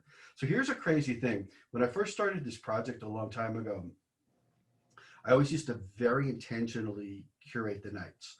It would be ayahuasca night, LSD night, MDMA night, trauma night, and so on. And after probably about 5 or 6 months, it got to be a real pain in the butt to recruit storytellers at that level of specificity because the project was new. So I finally just said, you know what? I'll cast this wide net. I'll invite people to come and we'll see what comes. The universe is the coolest curator, way better at this than I do. It has never failed since I kind of like let go. And this kind of touches on what you talked about, Alejandro, what Faisal's talked about, and then what Asma talked about, that this whole letting go thing. Like when you let go, amazing things happen. And so if you think about the stories that you've heard tonight so far, there are real clear themes that kind of go through all of the stories.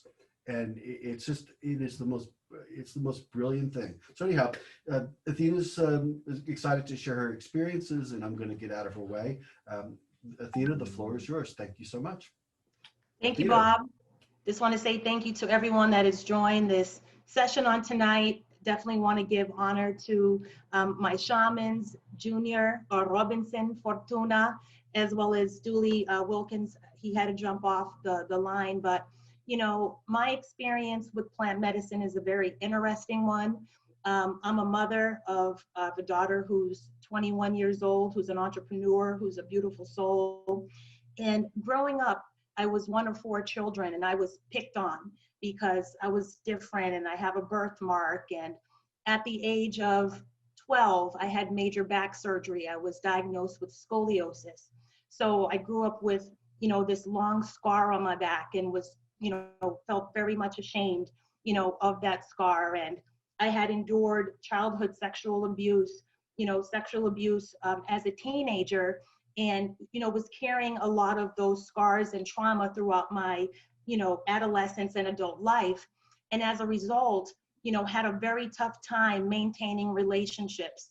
I ended up getting involved in very abusive relationships, that with my daughter's father, and just couldn't quite seem to get it together. Meanwhile, raised up in a Christian church, I was baptized and filled with the Holy Ghost at a young age, and, loved the Lord and wanted to be healed, and just really had a tough time really finding my way through that path. And as I mentioned, I have a daughter, and I was pregnant at the age of 19.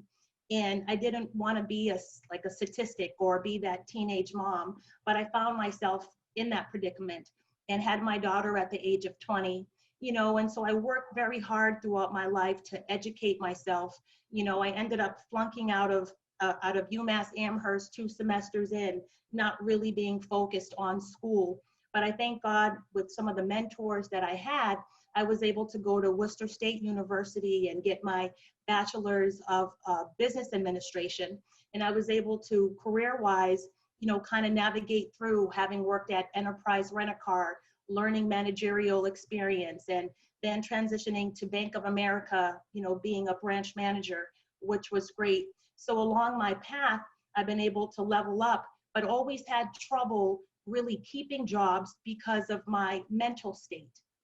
And so I found myself kind of battling internally, battling with those around me, and just found that I really couldn't keep anything. Everything that I had would kind of slip away because I wasn't able to deal with it at those times. And it was extremely frustrating because a lot of my friends didn't have those same challenges. They were living their lives even keel, where for myself, I'm up and down, up and down, up and down, up and down.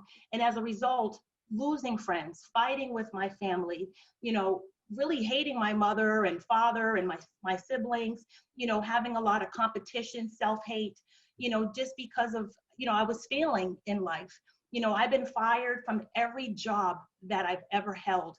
In fact, I was just fired from a job that I held for 6 years, which is my longest run, with a company that was a startup. And I was able to do phenomenal things with that organization, making well over 6 figures, you know, feeling really good about myself. But then there came a point in time as the company was growing that, you know, toxic people came into the workforce. And as a result, I found myself, you know, like the old demons started to come back, those gremlins, and I didn't know how to handle it at the time. I was also married. I'm actually going through a divorce now, but, you know, just not being able to hold on to things, or really not being able to see my worth. Like Asma had mentioned, you know, when you're traumatized and dealing with sexual abuse, you know, oftentimes you just kind of, you know, you're a shell. And so the way that I was able to deal with that, and again, with the depression and with the bipolar, I would self-medicate through smoking marijuana. And so I started smoking marijuana to get the man of my dreams, which was my daughter's father, to love me. And I felt like if I started smoking, that he would love me. I ended up getting a breast augmentation, thinking that if I altered my body, because I grew up just as like a little B cup, and my whole family is very voluptuous women. And I'm like, God, why didn't I get big breasts, right? And I was thinking, I love to eat. So I'm like, I was probably at the table getting something to eat, you know, while they were getting their hand out for breast. And so I ended up going under the knife to alter myself. But what was interesting after that surgery, I found that I was not satisfied with myself still. I'm like, I'm not even authentic. I'm not even Athena. Like, who am I? So I started to morph into this person that I couldn't even see myself in the mirror. And so keep in mind, I'm still going to church, I'm singing in the choir, I go up to get prayed for, but I'm never really finding my true deliverance. In fact, after church, I'm going to get high. Before church, choir rehearsal, I'm getting high. And I'm like, God, this is not the way that I want it to be, but I didn't know any other way than to medicate. So fast forward to 2020, which has been the year of vision, you know, 2020 vision. I actually set personal goals for myself at the top of each year. And this year for me was all about self-development. And over the last 2 years, I've been on a journey to become a vegan, or more plant-based, because my husband and I at the time, who I'm now going through a divorce, were looking to get pregnant. And I've only had one child, or only had one pregnancy my whole life, which is my daughter, Sarah. And she's actually the reason, her and her best friend Born, they're the ones that brought me to the plant medicine. But anyhow, my goal for the year was self-development. And so one of the things I battled with was weight. And my weight was always fluctuating, and I found myself at almost 200 pounds. And I said, there's no way that I could get pregnant, you know, having a child in this type of state. And so I made some drastic choices to get rid of meat and dairy. And I learned about Dr. Sebi. I'm not sure if anyone's familiar with Sebi, but, you know, he's all about alkaline living, and really mucus is the reason for all disease. And so that became fascinating to me. So last year I ended up going to the Cornell University, and I got a plant-based nutrition certificate. So that's really the foundation of my understanding with this journey. So I've been able to lose over 60 pounds, you know, by adopting a vegan plant-based diet. I've been able to work on my internal demons, so to speak, through meditation and working with crystals. And so my daughter, Sarah, she started a business called Eve's Holistic Healing after journeying with plant medicine. And at first she didn't tell me about this. This is when she first started college. Her and her best friend went up to Maine for a retreat. They went on a camping trip and they were taking LSD. And she had the most profound experience. And when I saw my daughter, I did not recognize her because she, was into the makeup and she was into straight hair. She was just that it girl.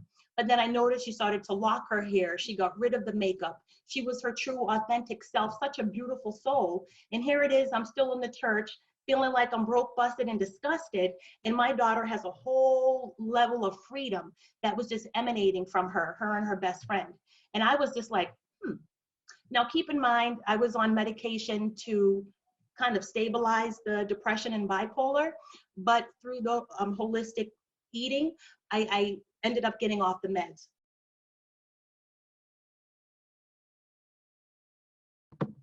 I still found myself still like depressed and like in social settings, it would be awkward at times. And, I was just kind of like, who am I? Like, I'm just trying to figure out myself. And so her best friend, Born, had suggested or kind of talked about mushrooms, psilocybin, and how he was researching Terence McKenna and he was mentioning all about how if you sit with the psilocybin, how it can help to cure depression and, help to elevate, your mood and expand your consciousness. And I'm like, oh my God, that sounds like exactly what I need. But I'm like, a psychedelic? Like, I don't know about no psychedelics because of the stigma, right? But I was open to it because I'm like, I've tried the church, I've tried Jesus, I've been on the altar, God knows how many times, how much anointing oil, and I'm still the same. I have not changed. And this is not working for me because like Asmaa'a mentioned, I also had suicidal ideations. There were many times that I wanted to take my life.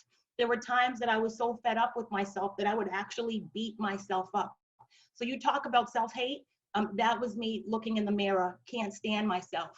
And that was a problem because I know that God is love and that I needed to get a breakthrough. I knew that I needed a breakthrough, but I just didn't know how or where or when or, why it was going to come. But I knew that at some point, something had to give. And it was through the plant medicines. So anyhow, I ended up starting to microdose with the mushroom. I had never taken like a 5-gram dose, like Bob mentioned. That was his first, like he just dove off the diving board. But for me, it was microdoses, and I noticed the changes in my life through interactions on my job, just being more creative, even having the best sex with my husband. Like, and he had no clue I was on the mushroom. And he was like, wow. And I'm like, only if you knew. But I did have to share with him about it after the fact that, babe, I was on a mushroom. Please don't judge me. Like, you know what I mean? I'm not going to be smoking crack. This is not, opioids. Like, I'm good. Because he doesn't necessarily, like, he doesn't see himself doing that per se. But he didn't judge me. But needless to say, I had been microdosing, but then the mushrooms dried up. So I wasn't able to get my hands on any mushrooms. So fast forward, we're in 2020, March hits, now we're all on quarantine. And work-wise, I had been at this company. I was a director of sales for a SaaS technology company and doing phenomenal. But then over time, my performance started to taper off. And I felt like I didn't belong there. Like energetically, in my heart, I knew like I needed to branch out and start something for myself. And so last year I started a business called Restoring Wealth and Wellness, where I provide nutritional, life and health coaching to individuals that are dealing with all different types of disease, like diabetes and high blood pressure and cancer. And so it's something that, I'm like, I feel like my life's mission is to heal the world, through my testimony, through my healing hands. In fact, Dooley has attuned me for Reiki, and he's not on the call, so shout out to Dooley. But needless to say, I knew that, like I said, I needed a breakthrough. So what really prompted that was me joining a executive career coaching program called Kick-Ass Career Coaching. I joined this program at the end of June. That's when I took my life back. And it was a 12-week program, and this program has been profound. This program not only talks about career, but more importantly, it talks about your soul. And my soul was broken. My soul was dimmed down. My soul needed to be revived. And this group of women has helped to revive my soul. And within 2 weeks of that program, I filed for a divorce from my husband. Within 3 weeks of the program, I end up quitting smoking weed. So now I'm 13 weeks and 4 days sober, which is a miracle. So I'm just so grateful for being sober, because I was smoking every day, all day. I'm talking about rolling spliffs morning, noon, and night, but I was smoking with the frontal leaf. So I knew that the tobacco, it's not healthy. And, I didn't want to die. I don't want to die early. I don't want my daughter to have to be looking over my casket. I want to be living 100+ years, with my baby, because I love her so much.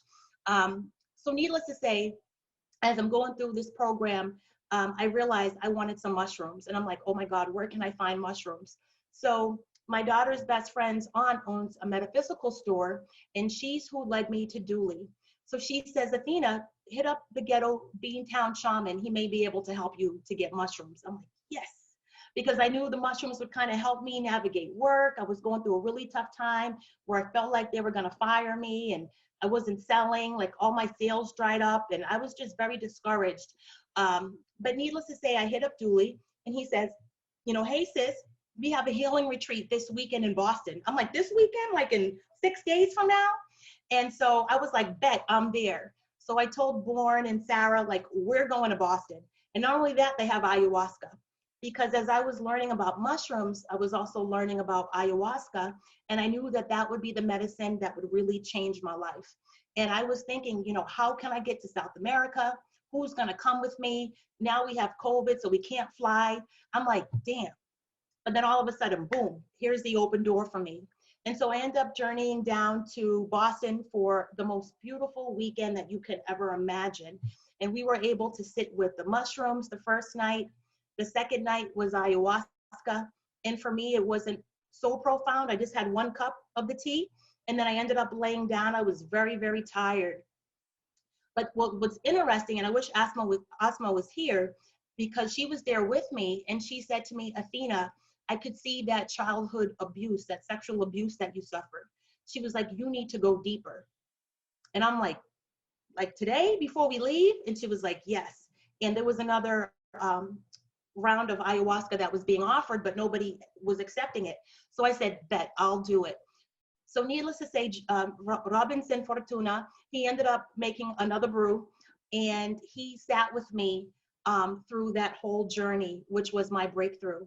I ended up having 2 cups of the ayahuasca. He also gave me some rapé, and I ended up hating it the previous night. And the next night wasn't so bad, or that morning. But then he also gave me some grapes. So if anyone here has sat with the medicine, you know that grapes is a no-no, because that's going to accelerate the mission. But with those grapes that Robinson gave to me, I'm telling you, Mama just went in. She cleaned up all that trauma. In fact, I was just wailing just from my belly, just so deep, all that pain. And I was actually on the ground, and I had my feet connected to a tree at the retreat center where we were set up. And I just laid there for hours, and I just saw the most beautifulest colors of purple and blue. So just think about your brow and your crown chakra just being opened. And then I saw beautiful palm trees waving, and I became a human singing bowl. My mouth was open, and I was just vibrating, and Junior ended up getting the singing bowl, and I was just in tune. Like my whole body was just peace, from all different octaves. And when I finally came down from that experience, I was born again. I don't know if anyone's been in church and been baptized, but for me, I was baptized, and I left there not the same way that I came. And I said, wow, this is amazing. So needless to say, after that journey, my job ended up calling me to say, hey, we want to promote you. And I'm like, what? I'm thinking they want to fire me, right? But anyways, I know I'm running out of time, but You know, the experiences with plant medicine have been profound. Like I mentioned, you know, I grew up, you know, just being very insecure, really hating myself, and, you know, not being able to hold on to things like relationships, jobs, you know, but I'm just grateful for the people that God has placed in my life. I'm grateful for, you know, my deities. I sit with Lord Ganesh and Kali Ma and Aset and Asar and Sekherd and Sobek, and you know, I just sit and meditate, and I'm thankful for their energies, you know, that are coming into my life, expanding my consciousness. And I'm also grateful for my spiritual eyes being opened. In fact, my last ceremony, I had Sanaga. Julie had applied that. And when he applied the Sanaga into my eyes, I mean, that just kicked up the ayahuasca for me. And I felt in that moment, in that Malacca, that I was a spiritual warrior, helping those that were still journeying and dealing with their stuff. And then Kalima ended up coming through, and I'm over here, you know, just cutting through all of the negative energies and just pulling out, you know, all of those strongholds in the spirit, you know. So I'm like, this is my calling, you know, as a shaman, as a healer, you know, as one who is here to inspire, you know, and let people know that no matter what you've been through, you know, you can make it through, you know. And some people, maybe plant medicine's not the right option. Maybe it's just meditation and psychotherapy. But for some of us, you know, just sitting with the medicines, that I've only had 2 ceremonies, which was in August, the first weekend in August, and just this past weekend. So I'm just coming off of a high from that weekend, and it was phenomenal. And I'm just so grateful for everything that, you know, God has provided to us here on Mother Earth. And, you know, for all of my sisters and brothers, you know, that have shared those experiences with me, you know. But I definitely, you know, give praise to my daughter and to her best friend, because without them, I would not be here. You know, so they're my saving grace. And, you know, I'm just thankful for this platform. And, you know, Robinson has been on me since the last retreat. He's like, Athena, you have to share your story. And I'm like, you know, I really don't want to go online. Like, I don't want people to see me or really know this about me. But at this point, I'm self-employed, so I don't have to worry about what anybody's going to think. But I definitely appreciate, you know, you all listening to my story. If you have any questions, you know, please don't hesitate to ask. But otherwise, you know, thank you, peace and blessings.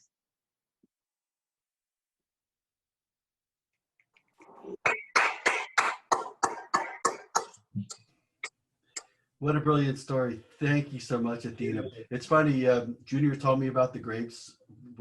I didn't know it was you. Oh, okay. Oh, yeah. He gave me 5 grapes. Yeah, he told me. I heard the whole story, and I was like, okay, she's the grape woman. Yes, yes. That is just brilliant. Thank you so much. So one thing I'm going to touch base on, and I think just about everybody mentioned this at some point in their talks, this idea of drugs versus medicine. So the DEA and the man and all that, you know, they think of the medicines that we do here as Schedule I substances. They're drugs. They're bad for you. But in the medicine community, we really make a big distinction between those. And what I like to say, because I'm a Buddhist, and so one of the vows that you make as a Buddhist is to not to take intoxicants to induce heedlessness. And what I tell anybody that wants to listen, I said, this actually makes you hyper aware. It doesn't make you heedless. It's not like heroin. It's not like crack. It's not like alcohol. You know, it's not like cigarettes. You know, these are things that sort of open us up to ourselves, and open us up to what's going on in the world. And because of that, they're not drugs. This is not bad stuff for you. This is good for you. So I say that having also, I also want to be cautious to say, you know, don't take these things on my account. But I just, in my experience of this, and I think in the experiences of the other folks who've presented tonight, this opens you up. Alejandro, did you want to say something? Yeah, actually, I was in some similar situation, and I don't do marijuana, and actually I don't do drugs anymore. I just eventually use some medicine, plant medicine, and but it's very. I think it with more time, it has been more space between each session. So I think it's something about the healing process, and you start to reject the addictive, compulsive need to uh, take something. You know. Yep, yep. Well, an interesting fact that I think a lot of people don't know is that Bill W., who was one of the founders of Alcoholics Anonymous (AA), when he talked about when he talks about wanting to find a higher power as part of the recovery process, he was doing acid, and he found his higher power through LSD, not through Jesus and going to church. And it was one of those things where people sort of like they don't really talk about it. And even in the AA community, in the recovery community, people who look to take the entheogenic substances to help with their healing, they're shunned because everyone is saying, well, that's a drug. You're taking a drug. You shouldn't do that. That's going to suck you back in. And in fact, it doesn't. And I could bore you all with the research because I'm a nerd, so I do a lot of the medical research. Psilocybin and any of the ones that run off the 5-HT2 neuroreceptors, like they all they all make you not want to drink alcohol. If I go after a ceremony, I might go 6-7 months without touching a drop of alcohol. I love whiskey, but I just lose my taste for it. I just I don't need it. So does anybody have any questions or anything? A lot of folks have been hanging around very patiently listening. And did anyone? We have a little. Actually, we're right at 10 o'clock. We don't have to go if we don't want to. If anybody kind of like feels called to share a mini story now, I can open up the mic to them. Anybody? I have a question. Sure, shoot. Hi, everyone.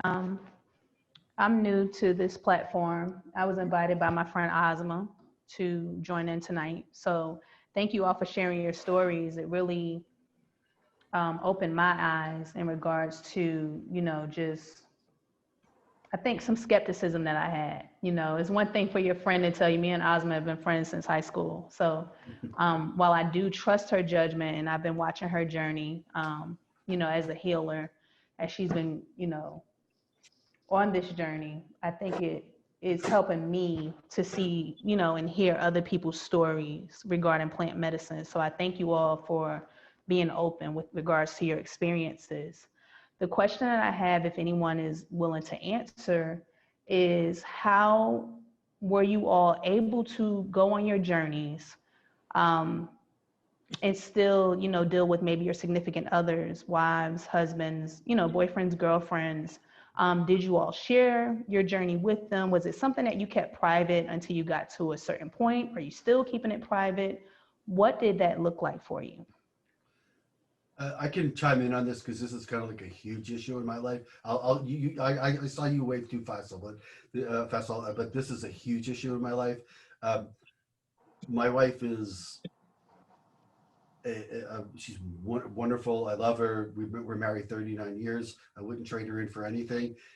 But she is a very straight-laced white Anglo-Saxon Protestant, Episcopalian, who is very happy to, drinking alcohol is just fine. She literally thinks every time I go on a ceremony, she's afraid I'm going to die. She says, I know you. When I went to Ecuador last summer, it was 2.5 weeks of I'm waiting for the call that you're going to die. The night when I talked about when I talked about saying hi to her, when I was up on the mountain, she thought that was my spirit telling her I was dead. And so this is kind of like it's a difficult issue when you don't share that when you don't share the use of that. And so we have kind of figured out in our situation, like she's always known because we're married a really long time. You can't kind of. I'm not a good sneak anyway, but it's just not possible. It was not possible for me to do this and not tell her. we've kind of reached an accommodation where she understands that this is beneficial for me, and that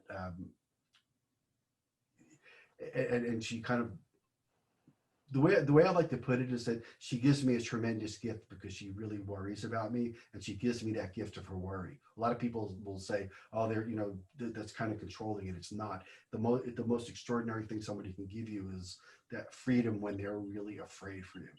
And so that's really like how we've handled it. Faisal, you were your hand shot up, and then I saw Alejandro. You look like you wanted to talk to, but go ahead, Faisal. Okay, so real quick, when it comes to getting into plant medicine and you are in a couple situation, it's like one person gets you're standing on the bus stop and the bus is coming, is of the plant medicine, and one of you gets on and they're gone.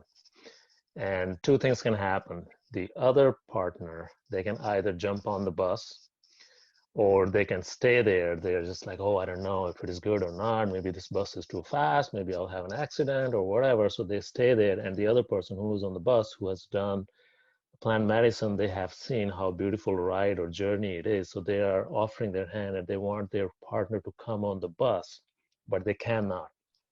So there are two sides now. One person who's doing or who has done the plant medicine ceremony, they have seen all the beautiful things and the light shows and all that, and they want their partner to jump on the bus. But the other person who's not willing yet, they're regretting, they have this tension happening in between both of them now. They don't want to jump on the bus, but they also don't want to lose their partner, because all these thoughts start coming in, just like what you were saying, Bob. The person who's not doing the ceremony, they are not into plant medicine, they start thinking maybe they will abandon me. Maybe this person who is my partner, who is involved in plant medicine, they will evolve and I won't be good enough, so they will leave me. So all these fears start coming in. And same thing happened to me when I came back from my first ayahuasca ceremony. Of course, I have seen everything and the universe and all that. I'm excited, and so I started sharing that with my wife, like, okay, you should do this, and my daughters, you should do this, and everybody, like in the whole universe, whoever I was meeting, I was like, everybody should do this. And it didn't work out well because my wife was not ready for that. So we started seeing the rift. I was getting more into plant medicine and she wasn't ready. But I was like, no, no, she should do it. Why is she not doing it? She doesn't see this, like our relationship can change and all that. And of course, she has her own perspective that now Faisal is being involved and he thinks that he knows everything. And so there were two different things happening. So I went to one of my masters and I explained the same thing. I'm like, hey, listen, I'm in this deep trouble, it's not working out. And it's like, you're stupid. I'm like, oh shit, what do you mean by that? It's like, you're doing it the wrong way. You do not ask people to jump on something which you think it's better for your life. You cannot change anyone. So I'm like, okay, so what should I do? He said, you have to inspire others. You have to be a role model. You have to show it in yourself that something is changing in you, which is beneficial for your partner and for your whole family.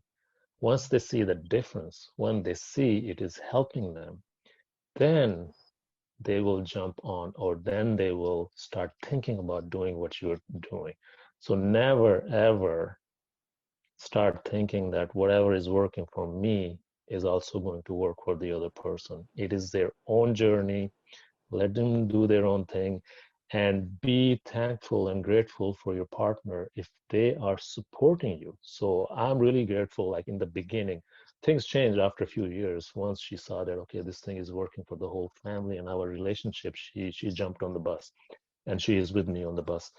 But till then, I had to just keep quiet. I went with my own journeys, and I was really thankful and grateful for her because she was supporting me, at least supporting me, because that is a huge thing in a couple, in a relationship. At least if someone is supporting you to do or allowing you to do whatever you want to do.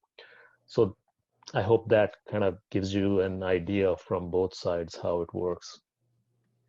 Yeah, so it's sort of interesting that own journey thing, because I think probably a lot of folks here are our predilection is to be a helper for other people. And so even when you're in, in ceremonial space and you're doing your thing and you see the person next to you having a very difficult time, it's hard to sort of, it's hard to not want to get out of your headspace and help the guy next to you. And one of my teachers was really strict about that. They always just said, you go on your journey. The person next to you is on their journey, and they're doing it. She would call it the process. They have to follow their process, and that and it has to resolve on its own on specifically their terms. And you're really that idea that like your spouse or partner is willing to make room for what you're doing, even if they don't understand it, even if it makes them feel afraid. It's actually a very good sign in a relationship, because Totally. They're not trying to squelch you. They're just they're with you, but not with you, if you get what I mean. And it's in a lot of ways it's brilliant. So Alejandro, I think you wanted to say something. Yeah, I am in the same page. For me, for example, it's different with friends or with your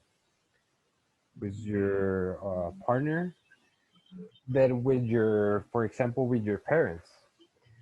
There's a breach of age. There's a breach of culture. There's a lot of differences. So for what I learned in my experience, it's not only in the medicine and psychedelic experiences that you have to lead people along with their own journey. It's with everything. You can just express and be a companion, but you're not allowed to alter their own path or bring forward their own path. It's like there's 100,000 levels, and you're in the level 500, and you think, well, I'm gonna help this guy if I bring him to this level, or at least to the level 200, because he's in the level 10 and he's stuck there, and so I need to help him, and I will bring him here, no? And I did that with a lot of people like 10 years ago, and I started to try to unlock their problems, like bringing them to acknowledge a lot of things in a very short time as speaking to them. And I noticed that I was making them ill, like in which way? That they were not prepared to receive that information, and instead of helping them, I put them in a bad situation where they for example, two experiences that I had, two of them really almost lost everything in their lives because they had a path they were going, and I deviate them from this path, thinking that I was helping them, and actually I wasn't. And that was the way that I learned that you cannot accelerate the path of somebody. You can only be there, and if they ask something, if they wanna willingly, they ask you to help them. Yeah, so now I'm just quiet. I just listen and I answer upon what they need to hear, they need to know, and that's all. You cannot do anything else. If you do it, you're gonna screw them up. And also, with family, it's harder because, or in the difference of age, it's harder. It's a lot harder because they're blocked in so many levels that it's not worth it entering that debate of if it works, if it doesn't, if it what what will you do? And I think it's just accepting the people that are around you, the way they are and the path they are going to, and just accept them like they are. It's like trying to change somebody from one religion to another. It's pointless. Just accept the people like they are, and they have their own path, and they're gonna grow on that path, and that's all. That's all that you can do. Thank you, Alejandro. Junior, I think that you wanted to say something. Are you still with us? I guess not. Okay. Someone asked a question in the group chat about addiction and medicines that work, different medicines that work for addiction. I wonder if anybody knows much about that. I know a little bit. I'm aware that people who have opioid problems or Iboga and Ibogaine are sort of the go-to the go-to substance. And what really works brilliant with that is it helps people not experience the withdrawal symptoms, and then it's supportive from the psychological point, psychospiritual point of view. I mentioned that the 5-HT2A ones like mushrooms and LSD, they're pretty supportive of getting off of alcohol. But I wonder if other people know more about that than I do. Junior, did you want to talk about that? Well, I will say that combo is one of the medicines that have that power of helping people getting rid of addictions. And I have heard and known by some friends that are in the medicine world that basically ibogaine is used as almost as a last resort. Ibogaine, that grandfather is used as a source of very deep trauma and problems, resolving deep issues. But at a lower level, combo can be used as a very important, powerful source to deal with addictions. I myself use combo. Combo helped me tremendously in my journey through sobriety, and I'm forever thankful. I'm not a practitioner, combo practitioner myself, but I get my dots. I love my dots. It's a badge of honor for me.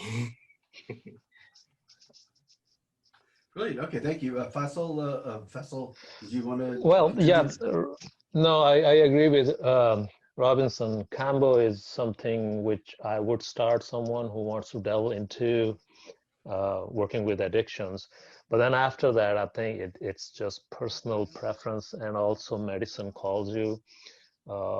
Like Iboga is tough. It's for the last. It's top of the shelf, so you want to keep it there for for when there's no other option left.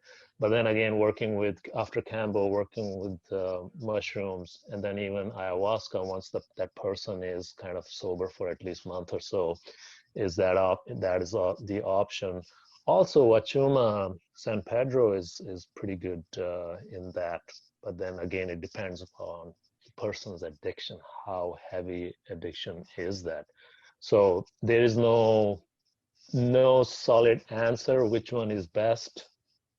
It just depends on the addiction, and also the person, how ready is that person mentally to actually leave that addiction.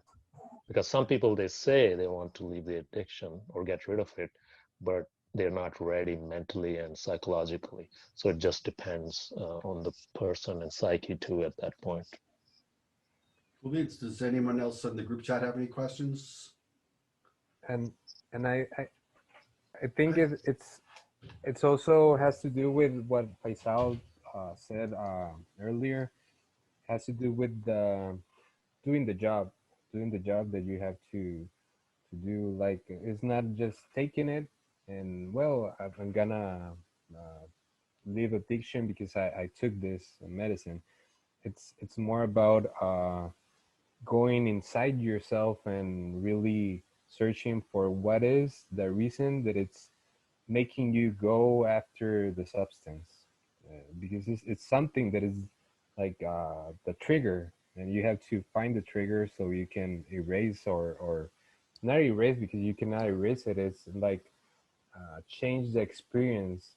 Some of these substances, what they do is they work in the mind. They work with the timeline, our personal timeline, our narrative of the experience that we have in the past. And they are able to rewrite those experiences, go back and rewrite the experiences. I think that's the reason, because of that, there's a reason that they work.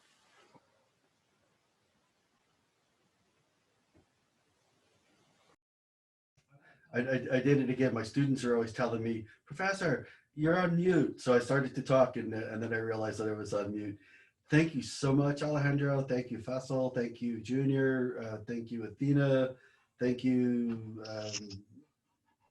Where's my list? Asmaa'a. Thank you, Asmaa'a. This has been a really wonderful, wonderful night. I appreciate all of your stories. I appreciate the gift of your opening your hearts and sharing your experiences with folks. So this is, for the last time I'll say this, this is Ouroboros Story Hour. We just concluded season 4, episode 2. We're always looking for storytellers. You can contact me in various ways. Ouroboros Story Hour at gmail.com is probably the best. Anybody that wants to tell a story, please feel free to please feel free to email me, and we'll set up something. If you haven't already, please like the Story Hour Facebook page, and we're on Instagram as well. All that social media stuff. And when you see our events, even if you can't come, if you could share the events with other people, that would be really helpful in really expanding the platform and reaching more and more people. Because I think all of us here, I mentioned before, we're all helpers in one way or another. I think we're all trying to spread this good news in a way and help do our part to heal the universe as best we can. So thank you all very much. I guess that's it. Thank you, Bob, and everyone. Thank you very much. Thank Right, you. so I'm going to turn off the everyone. recording now. All of you. Thank you.